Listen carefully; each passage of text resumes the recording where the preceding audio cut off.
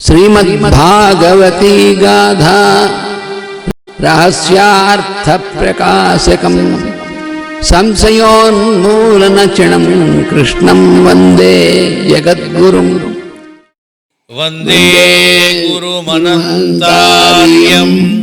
वेदमार्ग प्रवर्तकम् आयुर्वेदस्य पारज्ञम् सर्वलोकहितैषिणं नारायणं नमस्कृत्य नरं चैव नरोत्तमं देवीं सरस्वतीं व्यासं ततो जयमुदीरयेत्।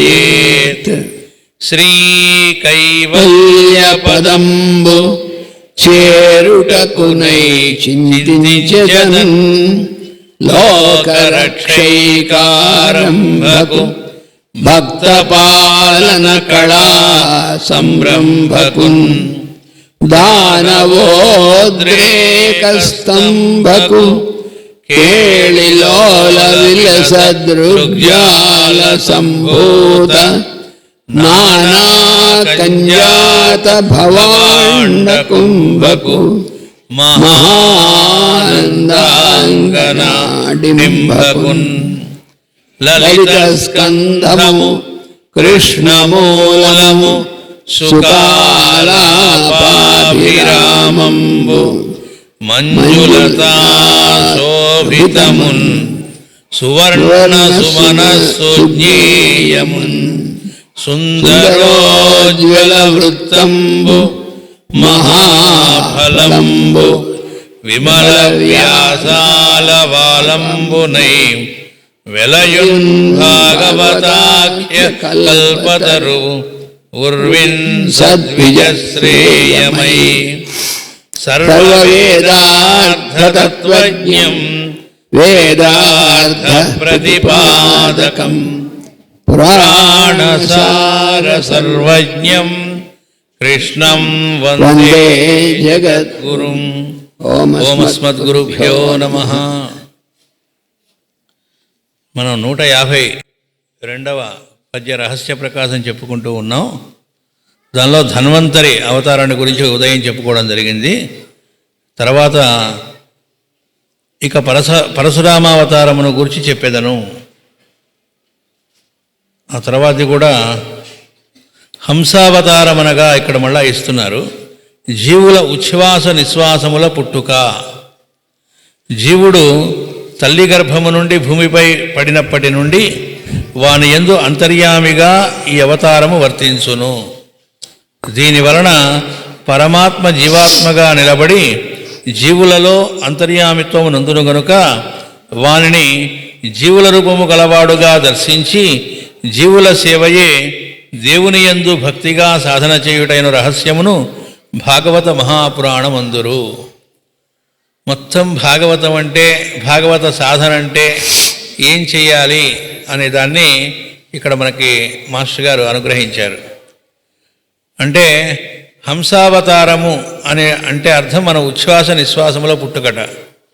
అంటే పరమాత్మ మన ఉచ్ఛ్వాస నిశ్వాసముల రూపంగా మన యందు దిగి వస్తూ ఉన్నాడు. హరి అయి దిగి వచ్చెను, హరిపదము అంటారు. అంటే జీవుడు తల్లి గర్భము నుండి భూమిపై పడినప్పటి నుండి అన్నారు. అంతకుముందు తను ఊపిరి పీల్చుకోవడం శ్వాస అనేది ఉండదు. మనం చెప్పుకున్నాం కదా గజేంద్ర మోక్షం అప్పుడు.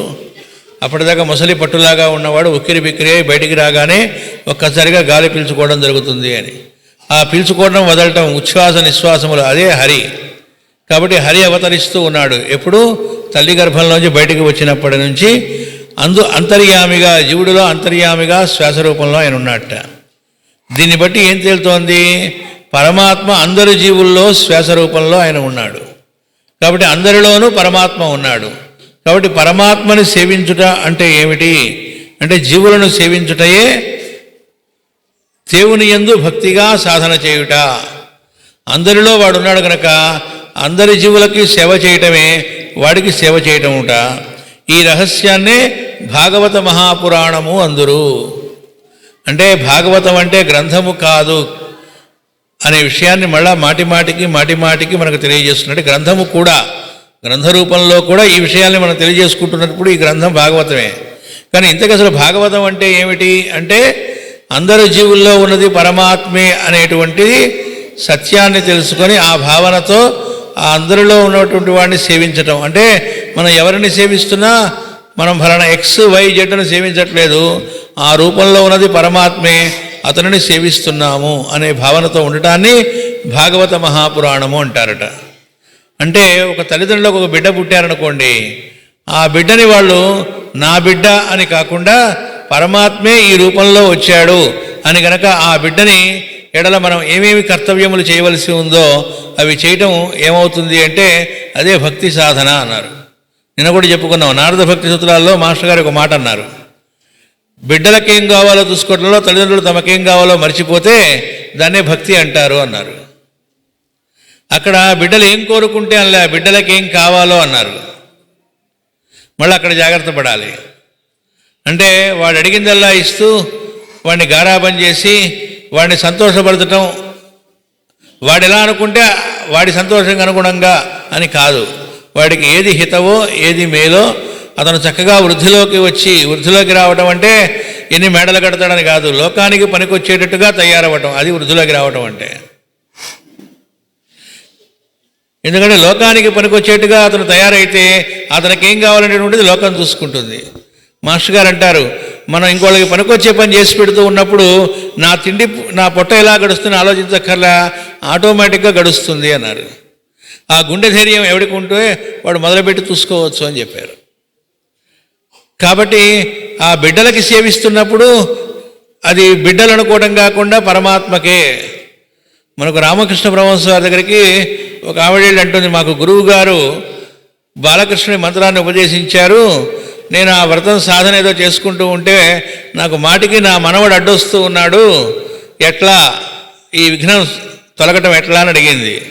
అడిగితే ఆయన చెప్పాడు, మరి అందరిలో ఉన్న స్వామి అంతటా ఉన్నవాడు నీ మనవడిలో లేడా, కాబట్టి నీ మనవడే బాలకృష్ణుడు, నువ్వు వాడికి స్నానం చేయించు, రోజు బాలకృష్ణుడికి స్నానం చేయిస్తున్నానని భావించు, వాడికి అన్నం పెట్టు, బాలకృష్ణుడికే పెడుతున్నాను అనుకో, ఇలా అతనికి నువ్వు చేసేవన్నీ బాలకృష్ణుడికే అని చెయ్యంటే ఆవిడ అలా చేసి సిద్ధి పొందింది అని చెప్పారు.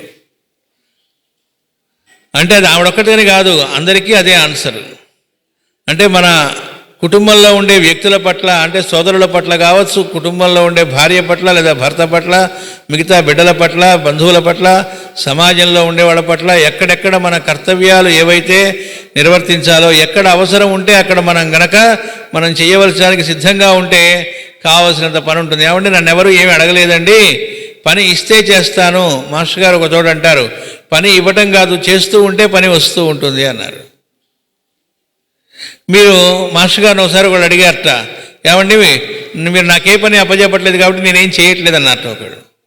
అరే అదివరకు ఇచ్చిన పనిని నన్ను అడిగే మానేసావా అన్నారట.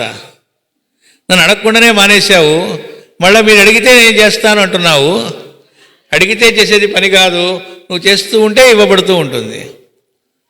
అంటే పని ఎవరి కోసం చేస్తున్నావు తెలియక అంటూ ఉంటా అని, మాస్టర్ గారి వర్క్లో ఉన్నానండి, మాస్టర్ గారి పనిలో ఉన్నానండి. ఆయన సొంత పని అదేమన్నా. మాస్టర్ గారు ఒక మాట అన్నారు, ఏంటంటే ఎవరైనా సరే గురువుకు నేను సమర్పించుకున్నాను అని అనుకున్న వాళ్ళందరినీ కూడా గురువు చేసే పని ఏంటంటే తాను ఏ వర్క్కి అయితే తను అంకితమయ్యాడో ఆ వర్క్లో ప్రవేశపెడతారట, అంతేగాని వాళ్ళ కాళ్ళు పిసికించుకోరు. లోకము పని తప్ప వాళ్ళ సొంత పని అంటూ ఏమీ ఉండదు, ఆ పనిలో ప్రవేశపెడతారట. కాబట్టి ఆ సమాజంలో ఉండేటువంటి మిగతా అందరిలో, ముందు కుటుంబ సభ్యుల దగ్గర నుంచి అందరిలో కూడా మనం వాళ్ళ ఎడల ఏం చేయాలి. ఈకే గారిని చూసినా లేకపోతే అనంతకృష్ణ గారిని చూసినా వాళ్ళ బంధువులు వచ్చారనుకోండి, ఎంతో ప్రేమతో వాళ్ళని చూస్తారు. అంటే సోదర బృందంలో వాళ్ళని ఎంత ప్రేమతో చూస్తారో బంధువులను కూడా ఎందుకు చూడగలరు. అసలు లక్షణం ప్రేమ అనే లక్షణం మనలో ఉంటే అది ఎవరిలో అయినా అలాగే చూస్తాం. మాకు మన డిస్పెన్సరీ లేదా మన వాలంటీర్స్ లేదా మన సోదర బృందం వాళ్ళతో నాకు బాగా చక్కగా ఉంటుందండి, బంధువులు వాళ్ళంతా అన్నా ఉంటా అంటే ఇంకా లైన్లో పడలేదని అర్థం కాదండి. వాళ్ళు మమ్మల్ని అలా ఆ మాటలు అన్నారు, ఈ మాటలు అన్నారు, అది వాళ్ళ మాటలు, మనకు సంబంధించింది కాదు. In terms of others behave చేయకూడదు అని చెప్పారు మాస్టర్ గారు. చేయకూడదు అంటే చేస్తే ఏడుపు వస్తుంది కాబట్టి, అలా కాకుండా వాళ్ళు మన ఎడల ఎలా ఉన్నారు సంబంధం లేదు. ఒకప్పుడు మనతో సరిగ్గా లేరు సోదర బృందంలో కొంతమంది, కటాఫ్ అన్నట్టుగా దూరంగా ఉన్నాం. ఉన్నటువంటి వాళ్ళతో ఓసారి మనం కాంటాక్ట్ కావాల్సి వచ్చింది. కనీసం మాటలతో కాకపోయినా చాట్ ద్వారా అయినా కావాల్సి వచ్చింది. మనకు లోపల అనేక కాంప్లెక్స్లు అడ్డు వస్తూ ఉంటాయి. గురువు ఏం చేస్తాడో తొలగడానికి కావాలని ఏదో రూపంలో ఎవరో ఒక్కళ్ళ రూపంలో వాళ్ళతో మీరు ఫలానా విషయం మాట్లాడండి వీళ్ళకి చెబుతారు. వాళ్ళతో ఫోన్లో మాట్లాడలేరు. ఈయనేమో వాళ్ళతో కాంటాక్ట్ అవ్వండి అంటారు. అంటే ఆయనకి తెలియదా వీళ్ళిద్దరి మధ్య ఉన్న విషయం? గల్ఫ్ ఉందండి మా ఇద్దరి మధ్య అంటే గురువు గారికి తెలియదు అనుకున్నప్పుడు ఇంక ఆయన గురువు గారు అనుకోవడం అనవసరం. మరి వాళ్ళతో మాట్లాడమన్నారు ఏమిటి? కనీసం చాట్ రూపంలోనే మనం మెసేజ్ ఏదైనా పంపించాల్సి వచ్చింది అనుకోండి, లోపల ఎన్ని కాంప్లెక్స్లు తెగాలో అప్పుడు. సరే పంపించామనుకోండి, వాళ్ళు చక్కగా రెస్పాండ్ అయ్యారనుకోండి, అప్పుడు వాళ్ళు రెస్పాండ్ అయినప్పుడు మళ్ళీ తిరిగి మన వైపు నుంచి ఎలా ఉంది? నేను పెట్టాను సరే పని చేసి పెడుతున్నారు ఓకే అనుకుంటున్నామా? మళ్ళీ మన వైపు నుంచి కూడా గురువు గారు చెప్పారట అంటే వాళ్ళు ఎట్లా ఉన్నారో సంబంధం లేకుండా మన వైపు నుంచి పూర్తిగా క్షళనం కావడానికి మనకు అవకాశం ఇస్తున్నారని సిద్ధపడగలుగుతున్నామా? ఎప్పుడైనా మన వైపు నుంచి ఏమిటి అనేటువంటిదే తప్ప వాళ్ళ వైపు నుంచి వాళ్ళలో మార్పు వచ్చిందా లేదా, మనం చక్కగా ఉన్నా ఏమంటే నేను ఎంత మంచిగా ఉన్నా వాళ్ళు మాత్రం మారట్లేదండి, అది మనకు సంబంధించింది కాదు. ఎందుకంటే మనం మంచిగా ఉండటం వల్ల హాయిగా ఉండేది మనం. కాబట్టి ఎప్పటికప్పుడు మనం అట్లా వాళ్ళల్లో ఇంకోటి చెప్పారు మాస్టర్ గారు, కేవలం చుట్టం కాదు సేవించటము అన్నారు. అంటే మాస్టర్ గారింటికి ఎవరు వచ్చినా వాళ్ళకి భోజనం పెట్టేటప్పుడు కానీ వాళ్ళకి అటెండ్ అవ్వటం కానీ ఎలా ఉంటుంది, ఎలా చూస్తారు అంటే సాక్షాత్తు శ్రీ మహావిష్ణువే వస్తే ఎలా అన్నట్టుగానే భావంతో చేస్తారు. మనకు మాస్టర్ గారు కఠోపనిషత్తులో ఒక విషయాన్ని తెలియజేశారు దీని గురించి. అంటే ఈ సేవించటం అనేటువంటి దాని గురించి చెబుతూ అది ఎంతటి ముఖ్యమైంది దాన్నే భాగవతం అన్నారు కదా. ఉద్దాలకుడు అనేటువంటి ఋషి, ఆయన కుమారుడు ఆయన ఉన్నవన్నీ దానం చేస్తున్నట్ట. చేస్తూ చేస్తూ దానిలో భాగంగా అన్నీ చేస్తూ ఉన్నాడు. వాటిల్లో కొన్ని గోవులు పెద్దవి ముసలైపోయిన ఆవులను కూడా ఇస్తూ ఉన్నాడు. ఇదంతా చూశాడు వాడు పిల్లవాడు. వాడికి 5 ఏళ్ళు ఉంటాయిట. నచికేతుడు అంటారు. నన్ను ఎవరికి ఇస్తున్నావు దానం చేస్తున్నావు అని అడిగాట. ఆయన నవ్వుకొని అరే నువ్వు కాసేపు ఆగిరా ఇస్తా అన్నట్ట. వాడు కాసేపు ఆగిచ్చి మళ్ళా ఇలా అడుగుతూ ఉంటే ఆయనకి చిరాకేసి కోపం వచ్చి నేను ఎప్పటికి ఇస్తున్నాను పో అన్నట్ట. అనగానే వాడు తక్కువవాడు కాదు. తక్కువవాడైతే అలాంటి ఋషికి ఎలా పుడతాడు? తన తపశ్శక్తితో యోగశక్తితో వెళ్ళిపోయాడు నరకలోకానికి. వెళ్ళిపోతే అక్కడ బయట సెక్యూరిటీ గార్డ్స్ ఉన్నారట యమలోకాల్లో. వాళ్ళు ఎవర్రా బాబు ఇట్లా వచ్చావు దారి తప్పి వచ్చినట్టున్నావు అన్నారట. సశరీరంతో బతికుండగా వెళ్ళాడు. వెళితే లేదండి మా నాన్నగారు నన్ను యమధర్మరాజు గారికి ఇచ్చేశారు అందుకని ఆయన కలుద్దామని వచ్చానన్నట్ట. అనంటే వాళ్ళన్నట్టు వీడేవాడరా బాబు పట్టుకొద్దామన్నా ఏడుస్తూ ఉంటారు ఈ లోకానికి రావడానికి, వాడంతటా వాడొచ్చి కలుద్దాం అనుకుంటున్నాడు. యమధర్మరాజు క్యాంపుకి వెళ్ళాడు అన్నారట. ఆయన క్యాంపుకి వెళ్ళడం అంటే ఏంటి? ఎక్కడ భూకంపాలో మరి ఇంకేంటో చాలామంది లేస్తున్నారని అర్థం. కనీసం లోపలికి రా కూర్చో అనలేదుట వాళ్ళు పిలవకపోతే ఈయనేమనుకోలే, అలా బయట నిలబడ్డాట చలికి వాటికి అన్నిటికీ. 1 రోజు అయింది, 2 రోజులు అయింది, 3 రోజుల తర్వాత వచ్చేట యమధర్మరాజు.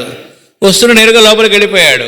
వెళ్ళిన వాడు ఏమిట్రా బయట ఏంటి విశేషాలు ఏంటి అని అడిగాట యమలోకంలో. ఈ 3 రోజులు రొటీనేనండి ఏముంది మామూలే ఇక్కడ కదంతా అని అన్నారట.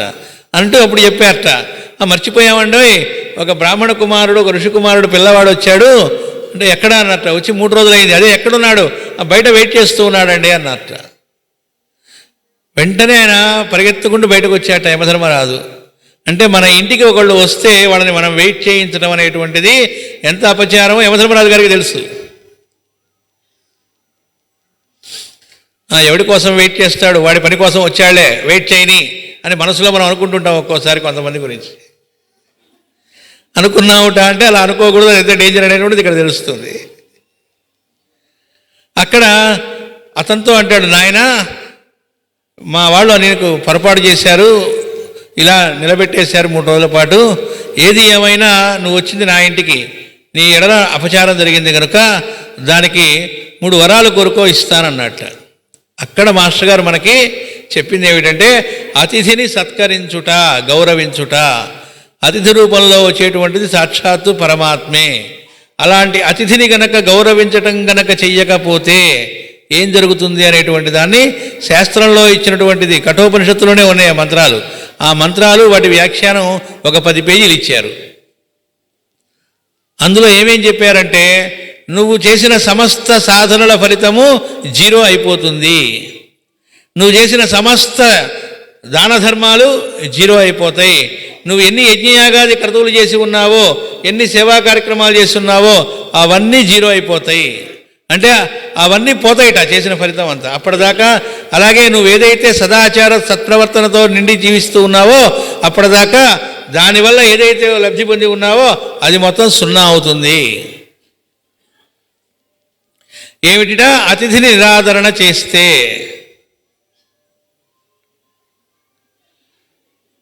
ఇక్కడ సెల్ ఫోన్ మోగుతుందండి, దయచేసి అందరూ స్విచ్ ఆఫ్ చేసి కూర్చోవలసింది. పెండాల్ డిసిప్లిన్ వాలంటీర్స్ ఇంకా మనకి ఇప్పుడప్పుడే 2వ రోజు సగం అయిపోయింది, 3వ రోజు అయిపోయింది. మరి ఇంకా మిగిలిన రోజులైనా ఇప్పటికి కూడా ఇంకా సెల్ ఫోన్స్ మోగుతున్నాయంటే మరి భాగవతం మీద మీకు ఇక్కడ జరుగుతున్నటువంటి దాని మీద ఏమాత్రం ఆసక్తి ఉన్నా అవి మోగకూడదు. మోగుతున్నాయంటే ఆసక్తి తక్కువగా ఉందని అర్థం. అది మీకే కాకుండా పక్కన వినేవాళ్ళకు కూడా, మిగతా వాళ్ళకు కూడా ఇబ్బంది. ఇక్కడ మాస్టర్ గారు ఇంకో మాట కూడా చెప్పారు. ఇంటికి ఒక 2-3 ఉన్నట్టుండి వచ్చారనుకోండి, అమ్మో వీడు ఒక 4 రోజులు ఉంటే వీళ్ళకి పెట్టే స్థితి మనకు లేదు కదా, అంత శక్తిమంతులుగా లేం కదా, మన ఆర్థిక పరిస్థితి అలా టైట్గా ఉంది కదా అనే పరిస్థితుల్లో ఏ సమాజం ఉంటుందో, అంటే అలాంటి స్థితిగతులు ఎక్కడన్నా ఏర్పడి అలాంటి పరిస్థితుల్లో ఒక సమాజం ఉందిట, సమాజంలో ఉన్నవాళ్ళు అలా ఉండాల్సి ఉందిట అంటే ఆ దేశం పతనావస్థలో ఉందని అర్థము అన్నారు. అది నశిస్తోందని అర్థము గుర్తుపెట్టుకోండి. వచ్చిన వాళ్ళకి చక్కగా పెట్టగలగటం, వాళ్ళకి సన్మానాలంటే తీవ్రంగా ఏదో కాదు, చక్కగా భోజనం పెట్టడం అనేటువంటిది వాళ్ళకి మినిమం చేయవలసిన మర్యాదలు, వాళ్ళకి ఏమి కావాలో ఆ నీడ్స్ని సాటిస్ఫై చేయడం అనేటువంటిది చెయ్యగలిగేట్టుగా సమాజం ఉండాలి. అలా ఉండవలసిన చూసుకున్నట్టుగా పరిపాలకులు ఉండాలి. అట్లాంటి వాళ్ళని ఎన్నుకొని అట్లా ప్రజలు కూడా ప్రవర్తించాలి. ఇది ఎవరో ఒకళ్ళు చేసేది కాదు, అందరూ గ్రూప్ వర్క్ అలా ఉండి ఆ సమాజంలో ఎక్కడైనా సరే ఎవరైనా వస్తున్నారంటే వీళ్ళు ఆనందపడాలి, హాయిగా ఫీల్ అవ్వాలి. అలా వాళ్ళు వచ్చి ఎక్కడైతే అతిథి సేవ జరుగుతుందో వాళ్ళకి ఇందాక 0 అనుకున్నామే, అవి చెయ్యకపోయినా అవన్నీ చేస్తే ఏమొస్తాయో అవన్నీ వస్తాయని చెప్పారు. మళ్ళా అంటే యజ్ఞయాగాది క్రతువులు చేస్తే ఏమొస్తాయో, లేకపోతే అనాథప్రద సంస్కారాలు చేస్తే ఏమొస్తాయో, లేకపోతే ఇంకేదో గొప్ప గొప్ప తపస్సులు చేస్తే ఏమొస్తాయో అవన్నీ కూడా చెయ్యకపోయినప్పటికీ అతిథిని హృదయపూర్వకంగా పరమాత్మగా భావించి ఎవరైతే సేవిస్తారో వాళ్ళకి లభిస్తాయని చెప్పారు. ఇది కఠ ఉపనిషత్తులో చెప్పిన విషయాల్ని మాస్టర్ గారు మనకి చాలా వివరంగా అక్కడ ఇచ్చారు. అలాంటిదే ఇంకొకటి కూడా ఏంటంటే, మన అందరం కూడా అతిథులమే. అదేంటండి, గురు పూజల్లో అతిథులు ఎవరు లేరు, సేవకులని ఈకే గారు చెప్పారు కదా. మరి అతిథి అంటారేమిటి అంటే, ఈ భూమి మీదకి మనం అతిథులుగా వచ్చాం. ఇది మన ఓన్ ల్యాండ్ కాదు, ఇక్కడికి గెస్ట్లుగా వచ్చాం. కాదండి పర్మనెంట్ అని ఎవరైనా అనుకోగలమా? ఎవరూ పర్మనెంట్ కాదు, 100%. కాబట్టి ఒక మహాకవి ఏమన్నాడంటే, అందరం గెస్ట్లమే. గెస్ట్గా వచ్చినప్పుడు చక్కగా మిగతా గెస్ట్లతో కలిసి హాయిగా జీవించక ఇక్కడ నానా విషయాలు పూసుకొని ఎందుకు కంపు చేసుకోవటం అంటాడు ఆయన. మనం ఏ తిరుమల వెళ్ళామనుకోండి, ఏ పుట్టపర్తితో వెళ్ళామనుకోండి, ఏదో పుణ్యక్షేత్రంకి వెళ్ళాం మనం ఇష్టమైన చోటికి. అక్కడికి వెళ్ళినప్పుడు మనం ఎందుకు వచ్చామో ఆ పని మీద ఉంటామా? అది మానేసి అక్కడ ఉండేటువంటివన్నీ సరిగ్గా జరుగుతున్నాయా లేదా, ఇక్కడ లోటుపాట్లు ఏమిటి, వీటిని సంస్కరించడం ఏం చేద్దాం, ఎవరికి కంప్లైంట్ చేయాలి, ఏ పేపర్ యాడ్కి ఏ పేపర్లో దీనికి లేదా టీవీలోనో దీన్ని కడిగి పారేద్దాం, లేకపోతే వీటన్నిటిని కూడా మార్చాలి అంటూ దానిలోకి వెళ్ళిపోతున్నావా? ఏ తిరుపతిలో వెళితే ఇక్కడంతా పాలిటిక్స్ అండి, ఏ గవర్నమెంట్ మన ఇట్లా ఉంది అట్లా ఉంది, వాటి మీదకి మైండ్ పోతుందా ఉన్న కాసేపు? లేకపోతే ఆ ఉన్న కాసేపట్లో హాయిగా ఎవరిని చూస్తున్నా వెంకటేశ్వరుని చూడగలుగుతున్నావా? మాస్టర్ గారు ఒక చోట అన్నారు, ఇంటి దగ్గర రిక్షాలో బయలుదేరి, ఆ రోజుల్లో రిక్షాలు ఉన్నాయి కాబట్టి ఆయన ఎగ్జాంపుల్ చెప్పింది, ఆ రిక్షా వాడిలో నుంచి ఆ తర్వాత నువ్వు తిరుమల వెళ్ళాక లేదా అక్కడ బస్ ఎక్కినప్పుడు ఆ కండక్టర్ దగ్గర నుంచి అలాగే లైన్లో వెళుతూ ఉన్నప్పుడు మిగతా వాళ్ళతో సహా అందరిలో నువ్వు వెంకటేశ్వరుని చూడగలిగితే అక్కడ కూడా వెంకటేశ్వర దర్శనం అవుతుంది, లేకపోతే ఓ నల్లరాయ కనబడేది అన్నారు. అందుకని వెళ్ళేటప్పుడు మిగతా వాళ్ళని తోసుకొని లేదా వాళ్ళతో కొట్లాడి గుండు బగల కొట్టుకొని ఆ తర్వాత లోపలికి వెళ్ళి చూశారనుకుంటే అక్కడ మిగిలేదేమీ లేదు. ఊరికినే అటెండెన్స్ చేయించుకొని మేము వెళ్ళొచ్చామండి, మేము ఆ ఊరు చూసి వచ్చాం, ఈ ఊరు చూసి వచ్చాం తప్ప అది హృదయస్థం అవ్వటం అనేది ఉండదు, యాత్ర పర్పస్ అవ్వదు. కాబట్టి జీవులను సేవించుట ఎలా, అది కూడా ఉత్తి సేవించడం అంటే జీవుల రూపంలో ఉన్నటువంటిది పరమాత్మ అనేటువంటి భావనతో సేవించడం అనేది ఏదైతే ఉందో దాన్నే భాగవత మహాపురాణము అందురు అని చెప్పారు. పూర్వకల్పమున దాసీపుత్రుడైన నారదుడు ప్రస్తుత కల్పమున సనక సనందనాదులతో ఋషులతో ప్రజాపతులతో పాటు బ్రహ్మకు మానసపుత్రుడుగా జన్మించి అంతర్యామిత్వమునంది సంకల్పముననుసరించి ఎవరికైనాను సాక్షాత్కరించుచు మొదటి పరమ గురువుగా వర్తించుచున్నాడు కనుక జీవులందరి శ్వాసయందును సాన్నిధ్యము చేసియున్నాడు. ఇదొకటి జాగ్రత్తగా చదువుకోవాలి. నారం దదాతీతి నారద అంటే ఉచ్ఛ్వాస నిశ్వాసాల రూపం జరుగుతూ ఉన్నాయి కదా, ఆ జరుగుతూ లోపలికి వెళ్ళటం బయటికి జరుగుతూ ఉన్నది. దాన్ని ఎప్పుడు వీణమీడుతూ ఉంటాట ఎవరు? నారదుల వారు. ఆ వీణమీడుతూ ఆయన చేసేటువంటి నామం ఏమిటి? నారాయణ నామాన్ని ఉచ్చరిస్తూ ఉంటాట. అంటే అర్థం ఏమిటి? మనందరిలో శ్వాస లోపలికి వెళ్ళడం మళ్ళీ బయటికి రావడం, ఉచ్ఛ్వాస నిశ్వాసాలు జరగడం అనేటువంటి దానికి ప్రజ్ఞగా పనిచేస్తున్నవాడే నారదుడు. ఎవరైతే దాని యందు దృష్టి పెట్టి ఆ శ్వాసని గమనించడం చేస్తూ ఉంటారో వాళ్ళకి ఉపదేశం చేస్తూ ఉంటాట నారదుడు వచ్చి. కాబట్టి ఎక్కడైనా చూడండి, రైట్ పాత్లోకి వెళుతున్న ప్రతి వాళ్ళకి ఆ పాత్లోకి వెళ్ళడానికి సిద్ధపడ్డాడో లేడో వాడికి కావాల్సిన కరెక్ట్ మార్గాన్ని ఇచ్చేటువంటి వాడిగా ఎవరు వస్తారు అంటే మనం కనుక చూస్తే నారద భగవానుడే కనబడతారు. వాల్మీకి ఉపదేశం చేసింది ఎవరు? రామాయణాన్ని నారదుడే. వ్యాసుల వారికి భాగవతాన్ని ఉపదేశం చేసింది ఎవరు? నారదులే. ప్రహ్లాదుడికి కడుపులో ఉండగానే ఉపదేశం చేసిన వాళ్ళు ఎవరు? నారద మహర్షియే. అలాగే ధ్రువుడికి ఉపదేశం చేసింది ఎవరు? నారదుడే. మాస్టర్ గారు ఒకచోట చెప్పారు, మొత్తం 5 ఉన్నారట ఈ లోకంలో అలాంటి వాళ్ళు. నారదుడు, సనక సనందన సనత్కుమార సనత్సుజాతులు, అందరూ కూడా బ్రహ్మ మానసపుత్రులు. ఈ లోకంలో ఎక్కడైనా ఎవరికైనా భగవన్ మార్గంలో పయనించాట అంటే వాడికి ఆ మార్గం దొరికిందిట అంటే ఆ డైరెక్షన్ ఇచ్చిన వాళ్ళలో ఖచ్చితంగా 5 ఎవరో ఒకళ్ళు అయి ఉంటారట. ఫలానా గురువు గారండి ఇచ్చింది అంటే ఆ గురువు గారి ద్వారా ఆయనే ఇచ్చాడని అర్థంట. ఆయన అక్కడ సంకల్పిస్తేనే 5 ఎవరో ఒకళ్ళు ఇక్కడ వీళ్ళకి ఆ మార్గం దొరికిందని అర్థంట. అంటే వాళ్ళు ఎప్పుడూ రెడీగా ఉంటారట, సిద్ధంగా ఉంటారట. ఎక్కడున్నట్ట నారదుడు? మన శ్వాసలోనే రెడీగా ఉన్నాడు. మన శ్వాస లోపలికి పోవడం బయటికి పోవడం రూపంలో ఆ పని చేసి పెడుతున్నవాడే నారదుడు. ఆయన సిద్ధంగా ఉన్నట్టు అక్కడ. మనం చేయవలసిందల్లా ఏంటంటే ఆ సిద్ధంగా ఉన్నవాడి ఎడల మన చూపు పడటం అని చెప్పారు. అప్పుడు అది భక్తి అవుతుంది. ఆ రెడీనెస్ సిద్ధో భవతి అన్నారు. భక్తుల లక్షణాలు చెబుతూ దానిలో ఒకటి ఏం చెప్పారు? సిద్ధో భవతి. సిద్ధుడంటే సిద్ధంగా ఉండడం. సివివి గారు మాట చెప్పారట, అర్ధరాత్రి నిన్ను లేపి ఫలానా చోట వైద్య సహాయం కావాలి, ఫలానా చోట అవసరంలో ఉన్నారు, రోగంతో ఉన్నారు, మందు తీసుకెళ్ళివు లేదా వెళ్ళి చూసిరా అని చెప్తే వెంటనే లేచి వెళ్ళగలవా లేదా చూసుకో అన్నారు. అని అందరితో ఊరుకోలే. నిన్ను ఆ రూపంలో పరమాత్మ ఆదేశించాడు, నువ్వు వెళ్ళావా ఓకే, వెళ్ళలేదా ఆ స్థితి నీకు పర్సనల్గా వస్తుంది, గుర్తుపెట్టుకో అన్నారు. అంటే బద్దకించి వెళ్ళలేదనుకోండి, ఇంట్లో ఇంకెవరికో ఆ 105 జ్వరం వస్తుంది, తర్వాత ఆ ఉపచారాలను వీటి చేసుకోవాల్సి వస్తుంది. సిద్ధంగా ఉండడం దగ్గర మనకు మాస్టర్ గారు ఇచ్చిన ఉదాహరణ, భీష్ముల వారి ఉదాహరణ ఇచ్చారు.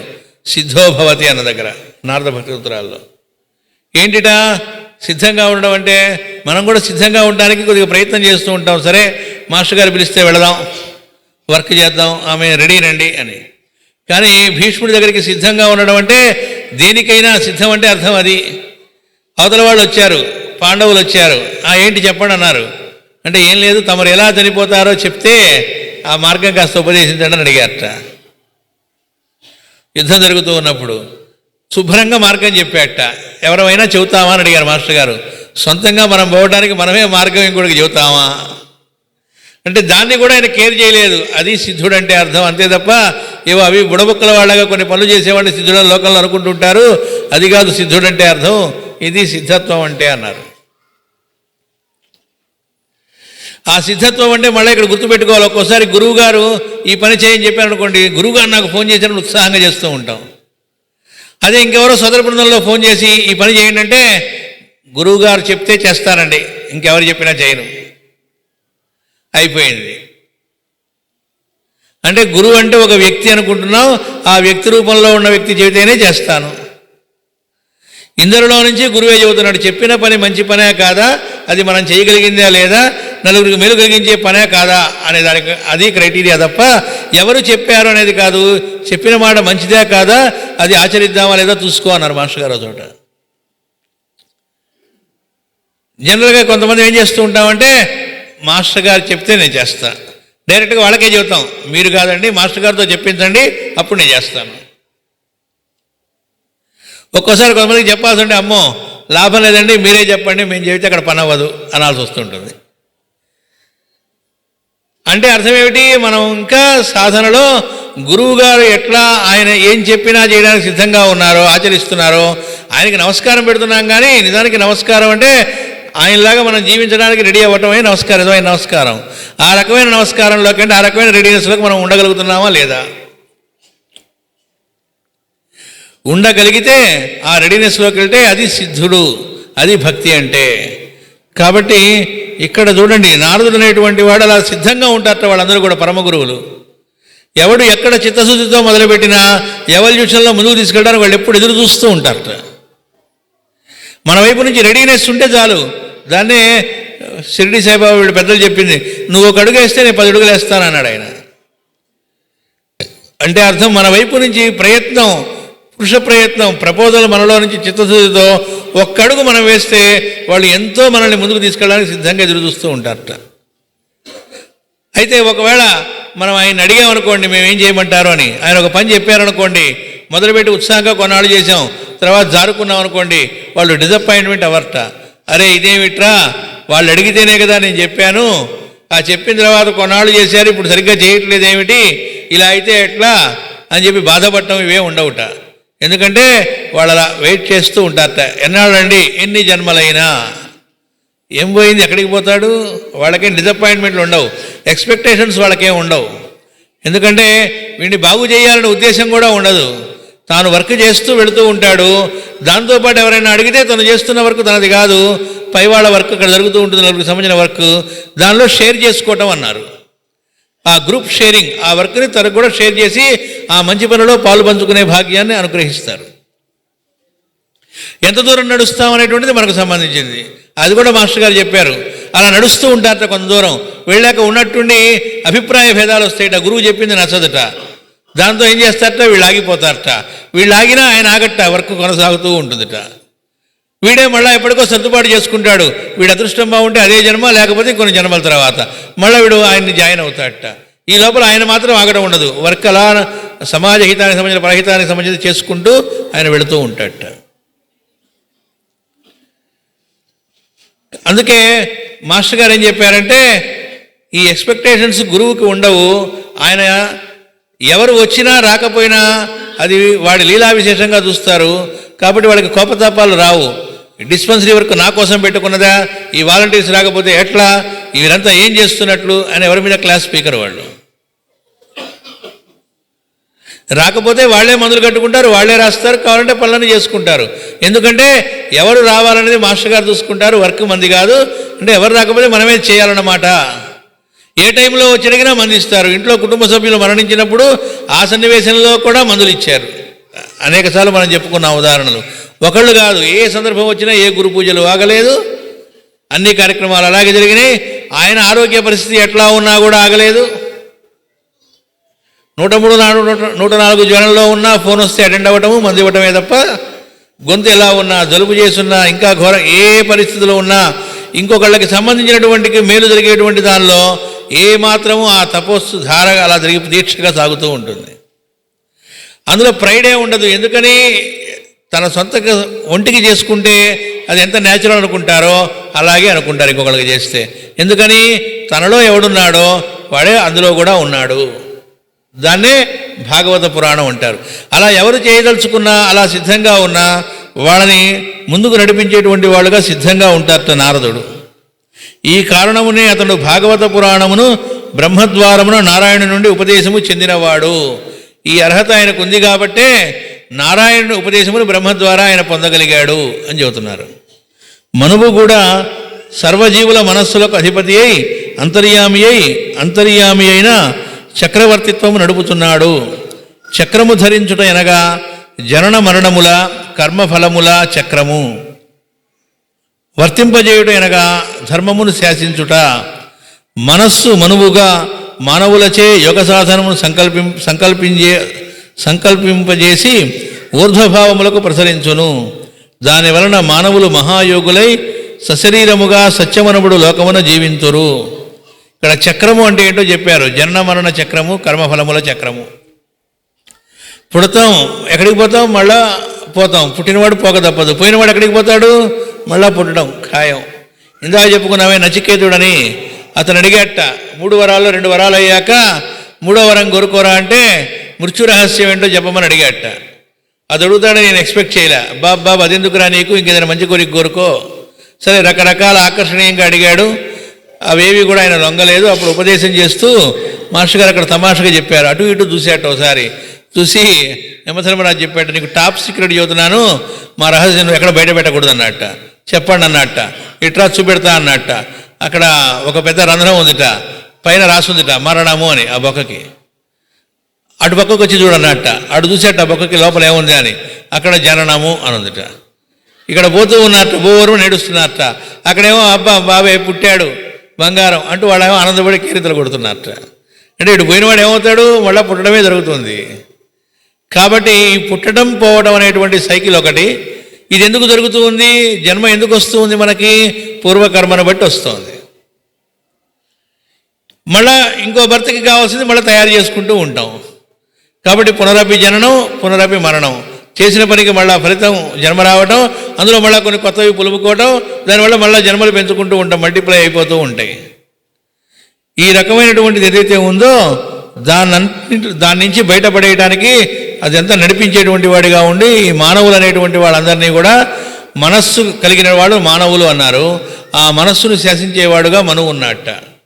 అంటే ఏదో ఒక రోజున ఏదో ఒక జన్మలో ఈ మనస్సు అనేటువంటిది మరలుతుందట. అతని ఉపదేశం, అతని యొక్క అనుగ్రహ ఆశీస్సుల వల్ల ఎక్కడికి, ఊర్ధ్వభావాలకు ప్రసరించును. యోగ సాధన చేసి మనం బాగుపడాలి, నాలో మార్పు రావాలి, ఈ జన్మ ఎందుకు వచ్చింది, నేను ఎంతసేపటికి ఇదే నా జీవితం అంటే ఇది కాదు, ఇంకొక జీవితం ఉన్నది, దానికోసం నేను జీవించాలి అనేటువంటిది లోపల అనిపిస్తుంది. ఎవరో చెబితే వింటం కాకుండా మనకి ఒక రోజున అనిపించడం జరుగుతుంది. అప్పుడు మాత్రమే మనం ముందుకు అడుగు వేస్తాం. ఎవరో చెబితే ఎందుకు చేస్తాం, ఎవరో చెబితే చేస్తే బలవంతంగా చేస్తాం, అది జాబ్ లాగా ఉంటుంది. ఇది కాదు. సహజంగా లోపల నుంచి ఒక రోజున ఆర్తి పుట్టి లోపల నుంచి అనిపింపజేస్తారట వాళ్ళు. ఎప్పుడు ఇందాక చెప్పినట్టుగా మనం సిద్ధపడినప్పుడు, ఆ రెడీనెస్ మనలో ఉన్నప్పుడు వాళ్ళు మనల్ని ముందుకు నడిపించడం అనేటువంటిది చేస్తారట. అలా ప్రతివాడు ఏదో ఒక జన్మలో ముందుకు వెళ్ళవలసిందే. మాస్టర్ గారు దీనికి కూడా మనకి ఎగ్జాంపుల్ ఇచ్చారు. స్కూల్లో వేసారట పిల్లవాడిని.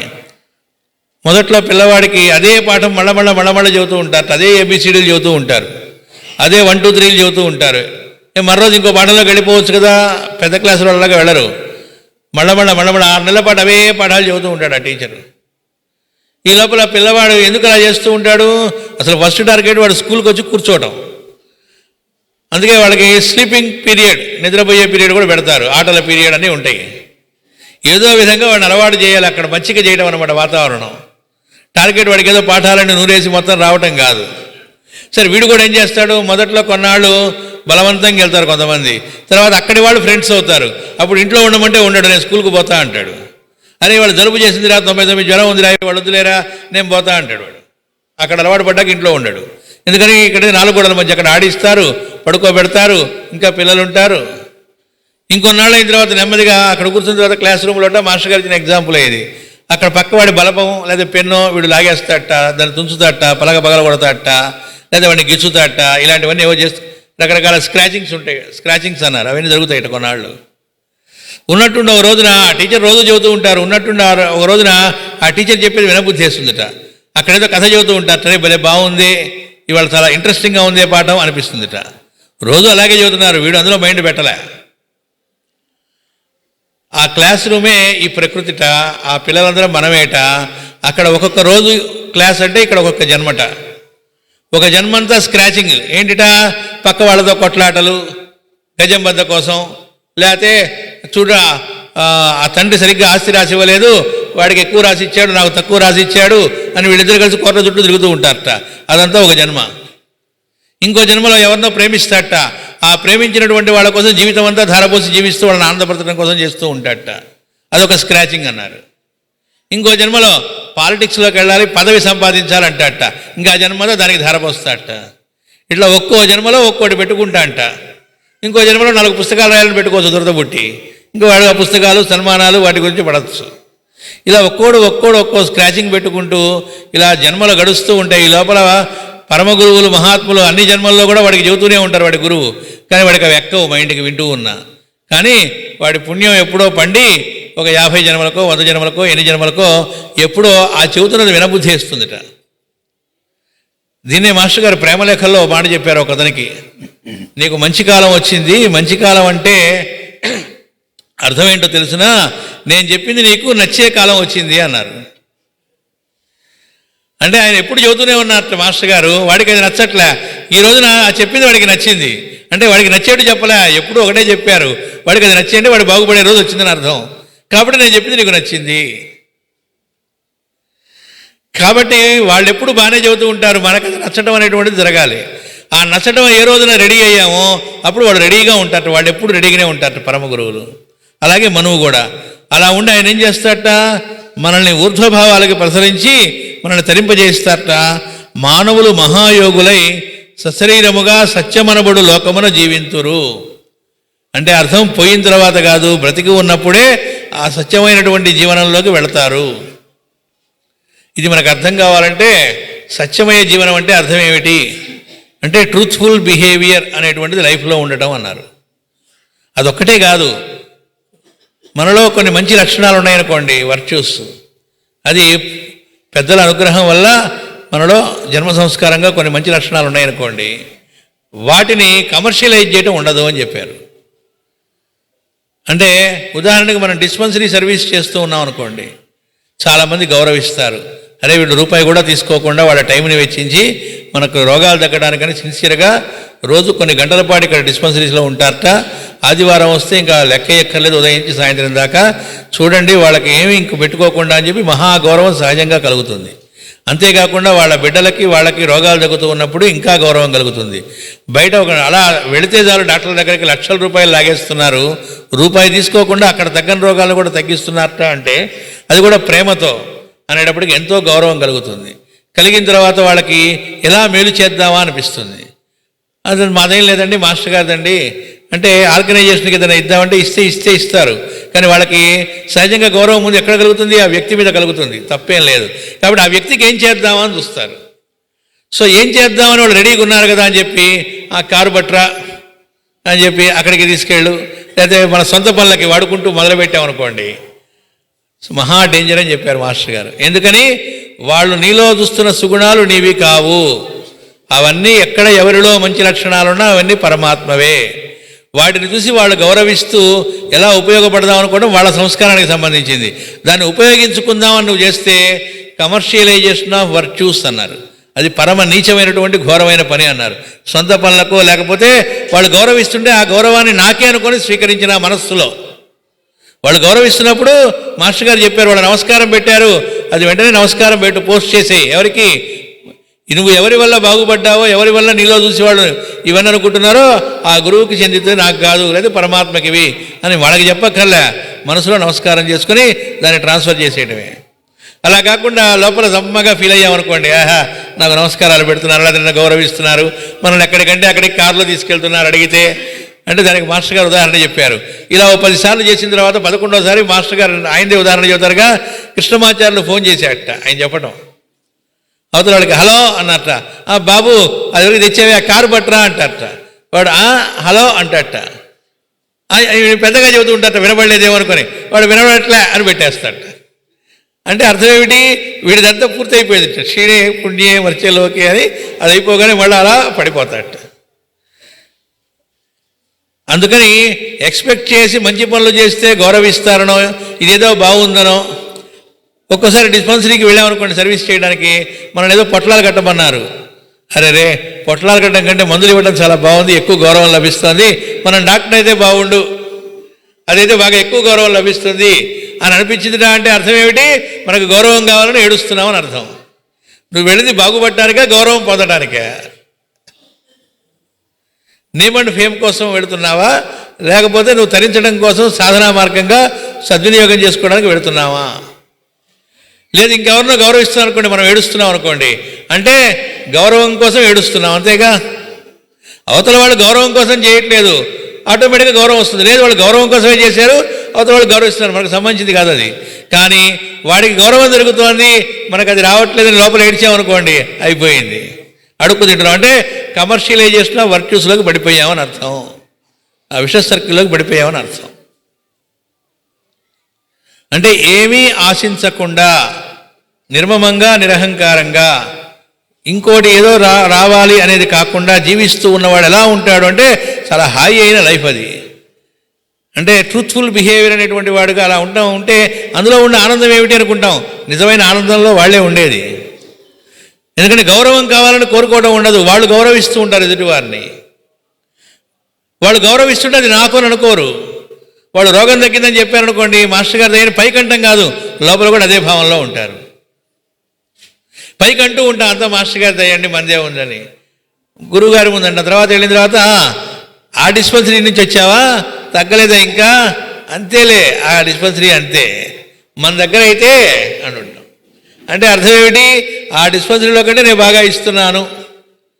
లేదా ఎవరో చెప్పారనుకోండి, అక్కడ పడుతున్నావు మందు ఇంకా తగ్గలేదా అని, మన దగ్గర తగ్గిన కేసులో 4 ఉదాహరణలు చెబుతాం.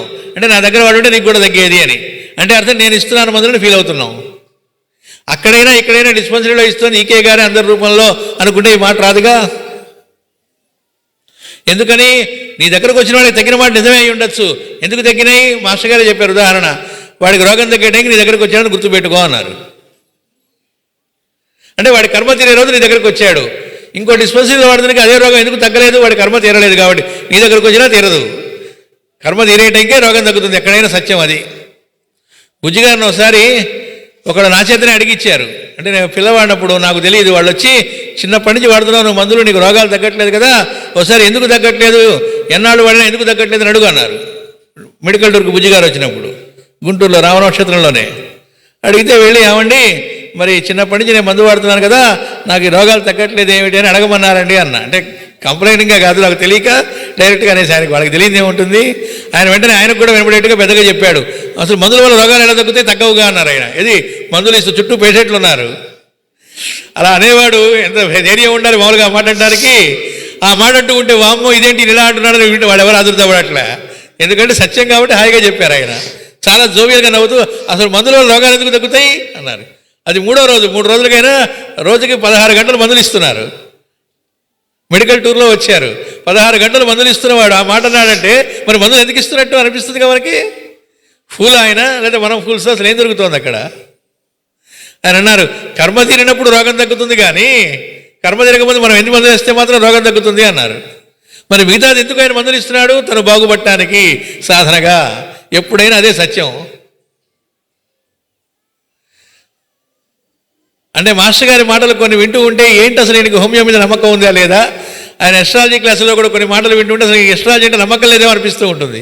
అలా ఉంటాయి ఆ మాటలు కొన్ని. అది జాగ్రత్తగా అసలు తెలుసుకుంటే అసలు ఎస్ట్రాలజీ ఏంటి, పర్పస్ ఏంటి, ఈ వైద్యం ఏంటి, పర్పస్ ఏంటి, ఎందుకు ఇవి ఏర్పాటు చేశారు, ఎవరినో ఉద్ధరించడానికి కాదు. ఆ సమయంలో వేరే వెధవ పనులు చేసే కంటే నేను కూర్చొని 4 పనికొచ్చే పనిలో ఉండడం కోసం నన్ను మాస్టర్ గారు ఇక్కడ పెట్టారు. ఈ మాట ఎవరు చెప్పారు, ఈకే గారు చెప్పారు, మనం వాళ్ళు అంటానికి వీల్లేదు.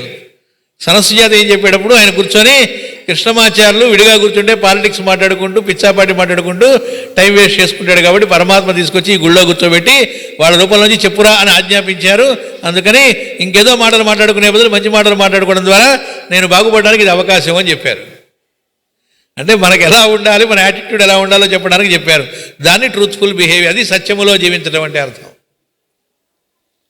అంటే ఏంటి, వాళ్ళకి రోగం తగ్గింది, అది పరమాత్మలో తగ్గింది, అది సత్యంలో జీవించడం అంటే. సత్యలోకం అది ఎప్పుడు వస్తుంది, బ్రతికి ఉన్నప్పుడే ఆ రకంగా జీవించేట్టుగా చేస్తారట. ఎవరు, మన వైపు నుంచి ఒక ప్రపోజల్ మైండ్లో వస్తే చాలుట, వాళ్ళు నడిపిస్తారట. ధన్వంతరి అవతారము అమృతమథన కాలమున పుట్టినది, అనగా తల్లి గర్భమున పిండోత్పత్తి యందు అవతరించి అమృత కలశముగా హృదయమును సృష్టించి ఇచ్చును. ఇది కాక ఆయుర్వేదమునిచ్చిన ధన్వంతరి భూమిపై నరజన్మమెత్తిన అవతారము. ఇక్కడ 2 రకాలు చెప్పారు. ఒకటి, అమృతమథన కాలంలో పుట్టడం అంటే తల్లి గర్భమున పిండోత్పత్తి యందు అవతరించడంట.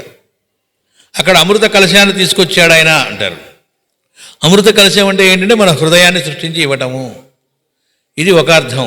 ఇంకోటి ఏమిటి, భౌతికంగా కూడా ఈ లోకంలో ఆయన అవతరించి ఆయుర్వేదం అనేటువంటి దాన్ని ఇచ్చాట.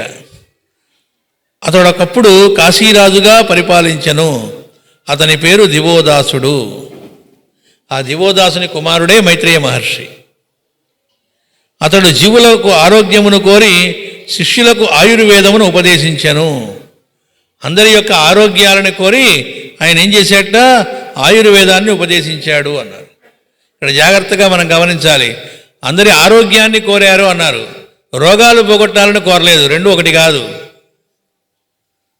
మాస్టర్ గారు ఎప్పుడు చెబుతారు, సైన్స్ ఆఫ్ హెల్త్ ఆరోగ్యం అంటే డిసీజ్ అండ్ క్యూర్ అనేటువంటి దాన్ని, రోగము దాని నివారణ, రోగం వచ్చాక దానికి ఏం చేయాలనేది, అది కాదు ఆయుర్వేదం ఫస్ట్ ప్రిఫరెన్స్ ఇచ్చేది.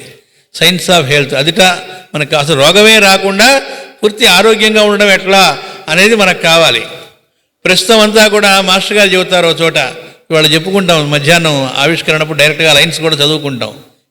ఒక పుస్తక దానిలో ఆయన ఇచ్చినటువంటిది.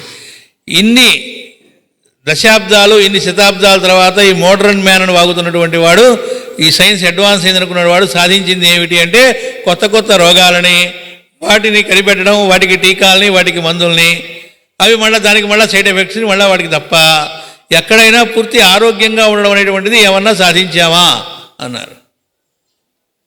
మరి కానీ పేరేం పెట్టారు దానికి, ఆరోగ్య శాస్త్రం అని పేరు పెడుతున్నారు, ఆరోగ్యం ఇవ్వటం అని. కానీ జరుగుతోంది ఓన్లీ డిసీజ్ అండ్ క్యూర్ అని చెప్పారు. అలా కాకుండా ఆరోగ్యం, ఇక్కడ ఆరోగ్యం అంటే గుర్తుపెట్టుకోవాల్సింది ఏంటంటే కేవలం ఫిజికల్ అని కాదు. ఇప్పుడు చెప్పుకున్నాం చూడండి, ఇతరుల నుంచి ఏమీ ఎక్స్పెక్ట్ చేయకుండా ఉండడం, ఒకళ్ళ బాగుపడుతూ ఉంటే మనం ఈర్ష్యపడకుండా ఉండడం, చక్కగా ఇంకొకటి సంతోషపడుతూ ఉంటే మనం కూడా చూసి సంతోషపడగలగటం, దాన్ని ఆరోగ్యము అన్నారు. మాస్టర్ గారు చెప్పారు, కొంతమంది ఉంటారట ఎంత బాగా ఉన్నా సరే విమర్శిస్తూ ఉంటారట. వాడికి పొద్దుగూకులు ఎక్కడికి వెళ్ళినా సరే అక్కడ లోపాలే కనబడుతూ ఉంటాయి. అక్కడ ఉన్న పాజిటివ్ చూడు, లోపాలు చూసి విమర్శనాత్మక బుద్ధి ఉంటుందట. అంటే అర్థం ఏమిటి అంటేట వాడికి లివర్ జబ్బు రాబోతుందని అర్థం అంట. అలా ఉన్నవాడికి లివర్ రోగం వస్తుందట, లివర్ చెడిపోయిందని అర్థం అంట. వాడిని టెస్ట్ చేస్తే లివర్ బాగానే ఉంటుంది, 10 ఏళ్ల తర్వాత చూస్తే లివర్ చెడిపోయి ఉంటుంది. ఆ లివర్ ఎందుకు చెడిపోయిందో తెలియదండి, ఇతనికి ఏ దరిద్రపు అలవాట్లు లేవు, లివర్ చెడిపోయింది ఏమిటి అనుకుంటా అంట. అంటే క్రమబద్ధంగా జీవించిన లివర్ ఏమిటి అంటే ఈ రోగం సంగతి డాక్టర్లకు తెలియదుగా, మామూలు డాక్టర్కి ఎక్కడ తెలుస్తుంది. ఎసోటరిక్ హీలింగ్ అనే గ్రంథంలో జ్వాలకుల మహర్షి గారు అనుగ్రహించారు ఈ విషయాన్ని ఏలిస్ ఏబిలి ద్వారా, అందులో ఉన్నాయని చెప్పి మాస్టర్ గారు చెప్పారు. ఒకళ్ళకు సంబంధించినటువంటి దాన్ని చూసి మనం ఈర్ష్యపడ్డా, దానివల్ల అంటే క్యాన్సర్ ఇలా వస్తాయి, లివర్ జబ్బులు ఎలా వస్తాయి, వీటికి అసలు కారణాలు ఏమిటి ఇచ్చారు. వీడికి అది తెలియకపోయినప్పుడు ఒక రకమైన బాధ ఉంటుంది. ఆ బాధ దేనివల్ల తెలియదు. వీడి డాక్టర్ దగ్గరికి నిద్ర పట్టట్లేదండి, లేదా బాధగా ఉందండి, వాడు స్కాన్ చేసి నీకేం లేదు పో అంటట. వీడు బిత్రమ వేసుకొని బయటకు వస్తుంటాడు. ఎందుకని బాధ ఉందని వీడెళ్తే నీకు లేదని వాడు చెబితే ఎట్లా? మరి అడిగితే వీడు ఇచ్చేదంటే స్లీపింగ్ ట్యాబ్లెట్స్ ఇచ్చి పంపిస్తాడట. వీడు అంతకంటే వీడికి వైద్య విధానం ఏం లేదు. కాబట్టి ఆరోగ్యం అంటేనే అర్థం ఏంటంటే ఓన్లీ ఫిజికల్ ఆరోగ్యం, ఫిజికల్ ఫిట్నెస్ ఒక్కటే కాదు, మానసికంగా ఆరోగ్యంగా ఉండటం. మానసికంగా ఆరోగ్యంగా ఉండాలంటే దానికి ఏం చేయాలి? ఉదయం చెప్పుకున్నామే ఆయుర్వేదం అంటే స్వస్థ వృత్తము అని ఇచ్చారు అని. దానిలో ఎట్లా మన యాటిట్యూడ్ ఉండాలి, మానసికంగా మనం ఎలా ఉండాలి, ఫిజికల్ ప్లేన్లోనే కాదు ఆ విషయాల్లో ఎలా ఉండాలి, అది డెవలప్ అవ్వాలంటే ఎలాంటి ఆహారాలు తీసుకోవాలి, అట్లా ఉండడానికి అనుకూలంగా. ఎందుకంటే ఎట్లాంటి ఆహారమో ఆ రకమైన మనస్సు ఏర్పడుతుంది. సత్యసాయిబాబా వారు ఎప్పుడు చదువుతూ ఉంటారు, ఎట్టి ఫుడ్డో అట్టి హెడ్ అన్నారు ఆయన. మాస్టర్ గారు కూడా మనకు తెలియజేశారు ఏమనంటే, మనం తీసుకున్న ఆహారం 27 రోజుల తర్వాత అది మన మనస్సుగా తయారవుతుంది అని చెప్పారు. అంటే ఏ నక్షత్రంలో మనం ఆహారం తీసుకున్నామో, ఇవాళ అశ్విని నక్షత్రం అనుకోండి, మళ్ళీ అశ్విని నక్షత్రం వచ్చేటప్పటికి ఈరోజు తీసుకున్న ఆహారం ఆ రోజు మనస్సుగా తయారవుతుందని చెప్పారు. ఈ రోజున మనం తీసుకున్న ఆహారం భగవన్ నివేదిత ఆహారమేనా, భగవంతుడికి సమర్పించి మనం ఆహారం స్వీకరిస్తున్నామా లేకపోతే ఫుడ్ కొట్టేయి అని లాగిస్తున్నావా? బయట తిన్నానండి ఫుట్పాత్ మీద అన్నామంటే అది భగవంతుడి ఆహారం కాదుగా. లేదా ఇంట్లో అయినా భగవంతుడికి నివేదించి తీసుకుంటున్నావా, లేదా డైరెక్ట్గా లాగిచ్చేస్తున్నావా? నెక్స్ట్ వండేటప్పుడు ఎలాంటి ఆలోచనతో దాన్ని వండామో అదంతా వంటలో ఉన్న పదార్థాల మీద ఆవేశిస్తుంది. అప్పుడు వేరే వాళ్ళ గురించి నెగిటివ్గా ఆలోచిస్తూనో లేదా డైలీ సీరియల్ చూస్తూనో వండామనుకోండి, అది విషం అవుతుంది. లేదు పవిత్రంగా వండిన తినేవాడు టీవీ చూస్తూ హారర్ మూవీసో లేకపోతే సీరియల్సో లేకపోతే ఉత్కంఠ రేపేటువంటి ఆటలో ఇలాంటివి చూస్తూ తిన్నాడు అనుకోండి, అప్పుడు ఏం జరుగుతూ ఉంటుంది అంటే ఆహారం విషం అవుతుంది అని చెప్పారు.